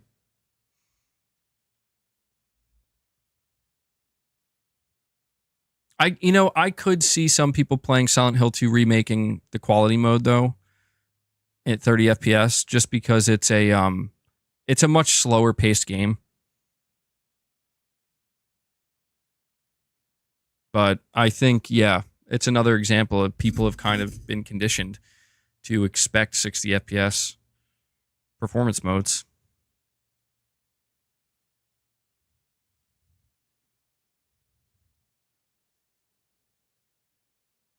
Pliskin, you're saying you love how James sounds during combat. The voice actor really sells the scared normal guy sound. Yeah, I enjoyed it too. Especially when he does his big stomp. How's the performance mode for Black Myth? It's not perfect. I've seen some people acting like it's unplayable or something, and I really don't know where that's coming from.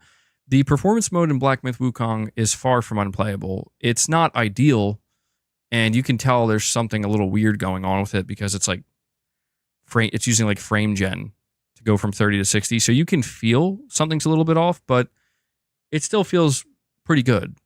Feels much better than playing at 30. That's for sure.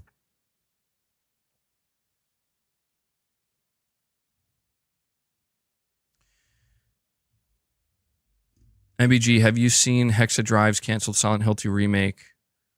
They are the devs working on the other Silent Hill games. No, I never heard of this. I don't think I've heard it. It doesn't ring a bell.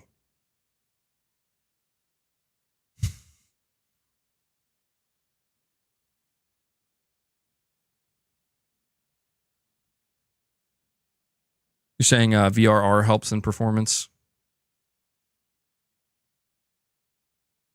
Yeah, the game definitely has some technical issues on PS5, and talking about Black Myth Wukong, and you can tell why they decided, you know what, we're not gonna give out PS5 review codes. I think maybe they were just a little too worried because I don't think it would have done that much damage. Like, I get why they decided not to, but people were thinking like, oh, this game's gonna be a disaster. And it wasn't. It's not a disaster. It's got issues. It needs a couple updates. They need to tweak the performance of it, but I feel like if you're just somebody who's trying to play the game and enjoy it and you're trying to do so in a performance mode, I think you'll be fine. But I don't know. It's up to I will say this. I say I think you'll be fine, but it really comes down to, again, your expectation. If you're somebody who does notice, like if you tend to notice these imperfections and like if frames are dropping at 60 frames per second, or if you are somebody who's going to notice like frame gen being used, like, and it's just like going to bother the shit out of you, this is where you do have to consider that, you do have to consider that maybe you want to hold off on it, or maybe PC is the way to go for you. But yeah, they definitely need to drop a couple patches for Black Myth Wukong. Everybody's different, though, when it comes to their tolerance level.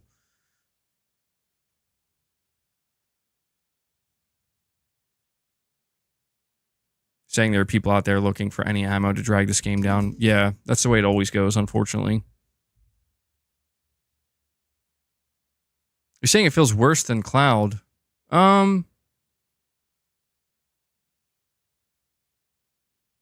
I mean, I don't know that I would go that far. I get what you're saying. Like it definitely, you can feel the lag a little bit. I've talked about that. You can feel that. I don't know that I would say it's that bad though. Like I'm playing through the cloud.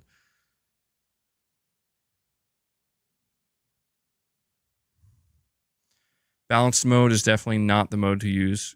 quality maybe on Pro. We'll see what the developers do. I think that they did say they're going to put out a patch, but it might take a little bit of time.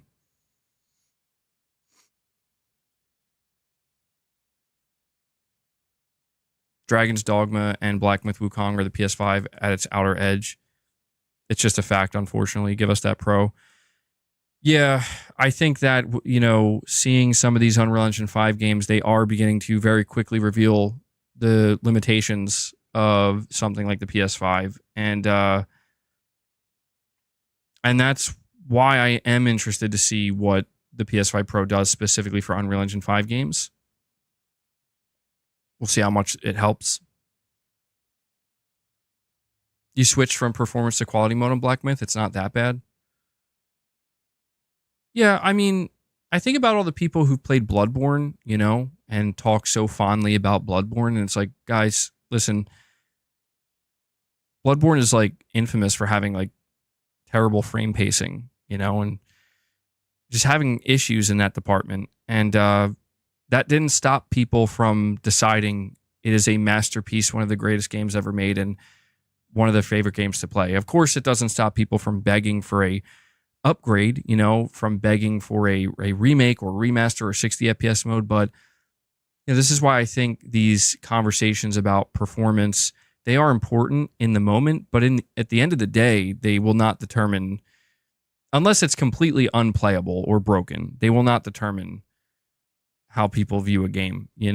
I think Bloodborne is the best comparison right now, because if you wanted to go play Bloodborne right now on your PS4, like it's not going to be perfect. It's not going to be ideal.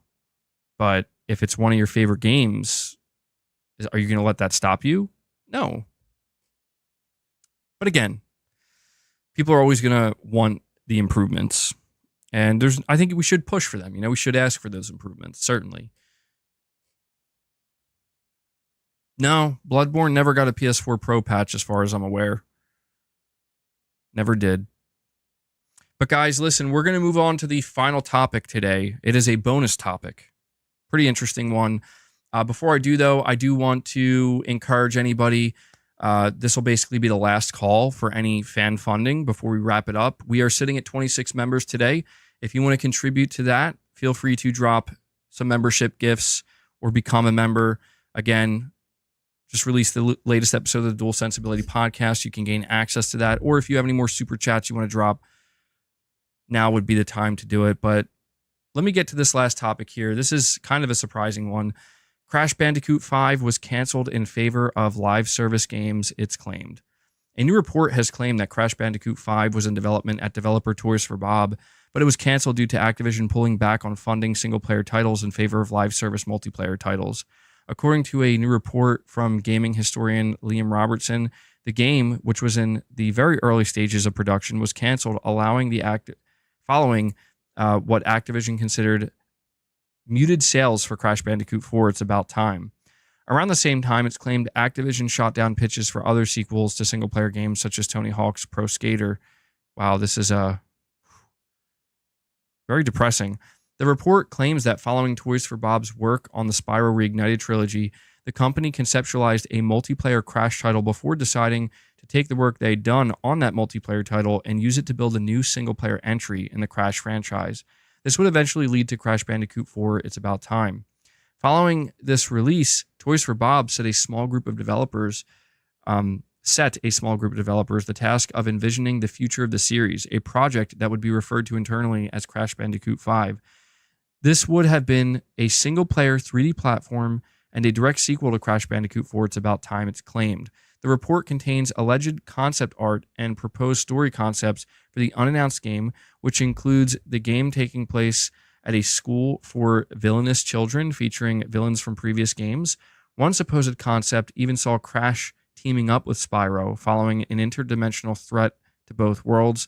According to the report, Crash and Spyro were intended to be the two playable characters. Last month, a former Toys for Bob artist claimed that a fifth Crash Bandicoot game was canceled.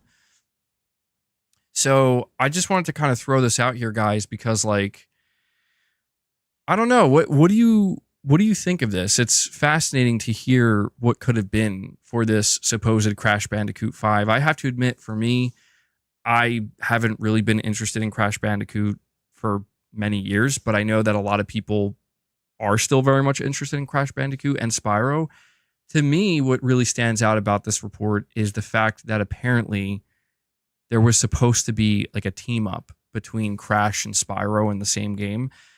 I feel like that could have been a winner. I really do. I feel like you would have been speaking to two different fan bases at that point that could have come together to purchase one game. But what makes this even more depressing, and I do say this as somebody who, again, I'm not going to sit here in front and pretend that like I'm clamoring for more Crash Bandicoot or Spyro, but it is depressing to think that project like that I think had the potential to sell pretty well, truthfully, gets canceled in favor of more live service games. And also to hear apparently that Tony Hawk got canceled as well, a single player Tony Hawk's Pro Skater game. That is pretty devastating to hear because that would have been awesome. The Tony Hawk's Pro Skater 1 and 2 remake was incredible.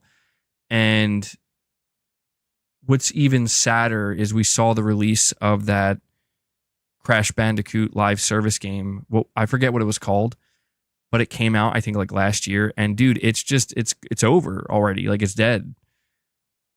This is why people feel like live service is essentially like a cancer to the industry, because it's here to stay and it's not going anywhere, and it's proven to make money, but it's also proven to just absolutely kill so many teams, so many games, so many franchises, because every publisher wants a piece of that pie. Every publisher thinks we could make the next Fortnite. We could make the next GTA Online. We could make the next Minecraft. And it's like, or maybe you should just stick to what you do best and stop being so greedy. I understand your shareholders are maybe upset that your games and your products are not making the same type of revenue that Fortnite is. But maybe that's okay. Maybe the money you make is enough. Maybe this is the role you should play in this industry, and it's an important role.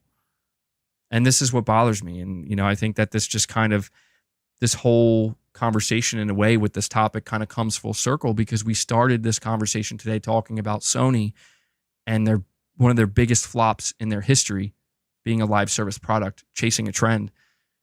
And here we are with another report that, that single sentence gets any executive fired, MBG. It's madness. I know. That's the saddest part. That's the saddest part. Greed is at the heart of it. Perpetual constant growth. It never being enough. And I get it. I understand. It sucks, but as long as there are these cash cow live service games that are undefeatable, and they just keep existing, and they just keep raking in the hundreds of millions and billions of dollars every quarter, every year, every fiscal year, the chase for that is never going to end. But I think what just sucks to see is that the chase for that is coming clearly at the expense of certain games getting canceled now. Games like, again, Crash Bandicoot 5, and it's not, and this isn't a Microsoft thing. This was prior. Maybe Microsoft could revive it. I don't know. But Crash Bandicoot 5 teaming up with Spyro the Dragon, canceled. Like, damn, dude. So you put out a live service Crash game that flops immensely. Titus Crow coming in with the super chat saying 100%. Yeah, I mean, it's why it's more important now than ever we put our money, in the right places. We speak with our wallets, and, it's not, I don't even want to say it's about choosing to support one thing over another. I just think it's about supporting what you really believe in, support anything you want, but just make sure you're also supporting the things that you believe in, because we need to send that message. I think Digital Dude said earlier, like, if you want to send a message to Sony, buy Astro, it is that simple. I'm not telling somebody if you're not interested in Astrobot to go buy it anyway. No, but it's just like this is the best we can do. This is the power the consumer has. We have to decide where our money's going to go and how much we're going to spend on any given product towards any given brand. Just don't put your money where the mold is. Support ethical games. It's cutting off what you're saying here for some reason, Titus.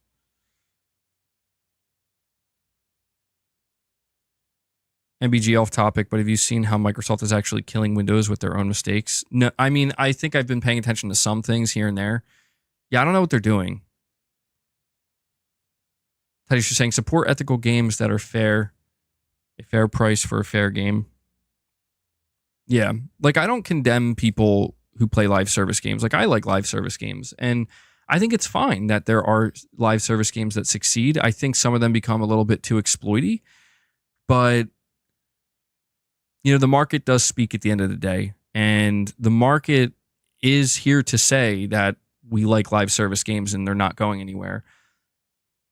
But I just think that it's really from the executive side and the creative side where they have to be a little bit, if not a little bit, a lot more mindful and thoughtful about, listen, if you want to break into the live service market, you have to really think it through. You have to really think hard about what you're going to bring to the table that doesn't already exist. You know, how are you going to convince people to leave where they're already comfortable? And I think that's the biggest thing about a live service game. The biggest challenge, the biggest hurdle for a live service game, knowing that all these studios are so eager and all these publishers are so eager to create them, is it's, you know, what are you going to offer that's going to convince somebody who's already established themselves in this space where they get comfortable maybe every night playing this game to put that down, to leave that and go to yours. And that's, you know, that's a monumental task in and of itself. Like, I don't know, man, that's a lot of pressure. I think it's kind of what I said, though, you know, it's all about the presentation, the quality of the gameplay, and the marketing. They need to stop seeing live service as a free gold mine. Exactly. They're obsessed with the financial model instead of making a game so good. They want more of it. Yeah, that's what's disturbing about it. I mean, I understand from like a human nature standpoint, it's like the shareholders look at another company and they're like, well, they put out this game and this game's just making them money hand over fist, you know, like every quarter. Why aren't you doing that? And you almost feel a little bit bad because it's like you said, man, like these executives are at risk of just straight up getting fired. Where it's like, if a business executive, like if Herman Hulst turns to Sony shareholders, like, guys, like, you don't understand. It doesn't work like that. Like, you don't know what you're talking about. You don't understand this market. You're a shareholder, and that's great, but you don't understand how this works. You're just here to make money, and I'm here to tell you, like, they can't talk like that, you know, but it's like, I don't know, man.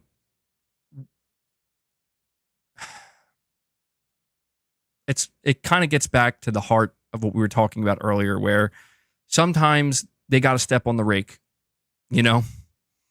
Sometimes it's the only way where, you know, Sony is at risk, just like any other publisher, where like if you mess up this badly with, let me just say this, right? And this kind of, again, this circles back to Concord. I'm not trying to bring it up again, but it's just a thought that popped into my mind. Like, could you imagine, we're seeing how badly Concord is flopping, right? It's like devastatingly bad for PlayStation. Could you imagine if maybe The Last of Us multiplayer maybe wasn't actually that good? Like maybe that's where Naughty Dog kind of woke up and was like, is this our Anthem moment? You know, like, are we about to have our Anthem moment? Or our Suicide Squad moment? And they just kind of realized, like, oh shit, dude, the rake is right there. You're one step away from stepping on that rake. Pivot. hard left, hard right, whatever direction you go, just back up. Because the thing about the situation with Concord, or even a game like Crash Bandicoot 5 getting canceled in favor of a live service game, is these things you just kind of move on from them. But if Naughty Dog came out with a failed live service, nobody would move on from that anytime soon. That would be a black mark on their reputation forever. And that's where I just wonder, like, if maybe Sony did at the last conceivable moment, maybe they did make the right choice in the end. It's hard to determine. I say this as somebody who wanted that game, but it is certainly possible that maybe they understood, like, okay, our most prized studio is about to hit a fucking brick wall, and we need to, like, stop. We need to turn in the other direction. But yeah, we will see what happens going forward in the world of live service. Like I said, man, all I can hope is that the people who are in charge of some of these decisions and the people who are pressing these individuals to make these decisions, I hope they're learning some valuable lessons on what not to do now. Right? That's all we can hope for. But guys, I think this is a good place to wrap up today's Sunday stream. I think we had some good conversations. I got through all of my topics. I think I did so in a relatively timely manner. You think there will be a games crash? It's almost here. I think it's going to come in a different form, Titus. I think you might be right. I think whatever the gaming market crash, I think it's going to come in a different form. It's not going to be like what we saw back in like 1983. That's definitely not going to happen. The gaming industry is too big now, but there will be, I think, certain things that occur that ultimately shift the landscape permanently. Hopefully for the better, though. It'll just be the economy. I can feel the optimism flowing through you, Titus. It's all good, man. We'll see what happens. We'll see what happens. Right now I'm just looking ahead to September, and I'm hoping that September is ultimately a really good month for PlayStation, a better month than August and what July was. I feel like ever since that May state of play that Sony did, it's just not been so good. It's been kind of rough waters for the past couple months. And so maybe if there's some good stuff that happens in September, it could kind of calm the waters a little bit. So that's my hope. But guys, thank you so much for tuning in. I have a big request from you as you're leaving. I'm just kidding. It's really not a big request. Just do me a favor. Hit that like button on your way out. You guys did a great job today. We're sitting at 337 likes. As you're filing out of here, I want to push you guys to try to hit 350 likes. That would be phenomenal. That would help me out so much. And I appreciate all the support. We hit 26 members today. Big shout out to anybody who gifted a membership or became a member. It means a lot. I can only do what I do here because of the direct support. We also got quite a few super chats. Again, you guys are awesome. Amazing community. Very generous individuals. And I'm very thankful for everything we have here and for everybody who tunes in. So I also want to make sure to give it a big shout out to Devil Shooter. He does the timestamps for the streams. He does an amazing job. I know a lot of people really appreciate those timestamps. So if you do see Devil Shooter in the comments, give him a thank you. Show him some love. I know he really appreciates it, and it means a lot to him. So Devil Shooter, thank you for what you do, man. And yeah, guys, that's it. Just hit the like button on your way out, and I will catch you guys in the next one. So until then, take care, everyone.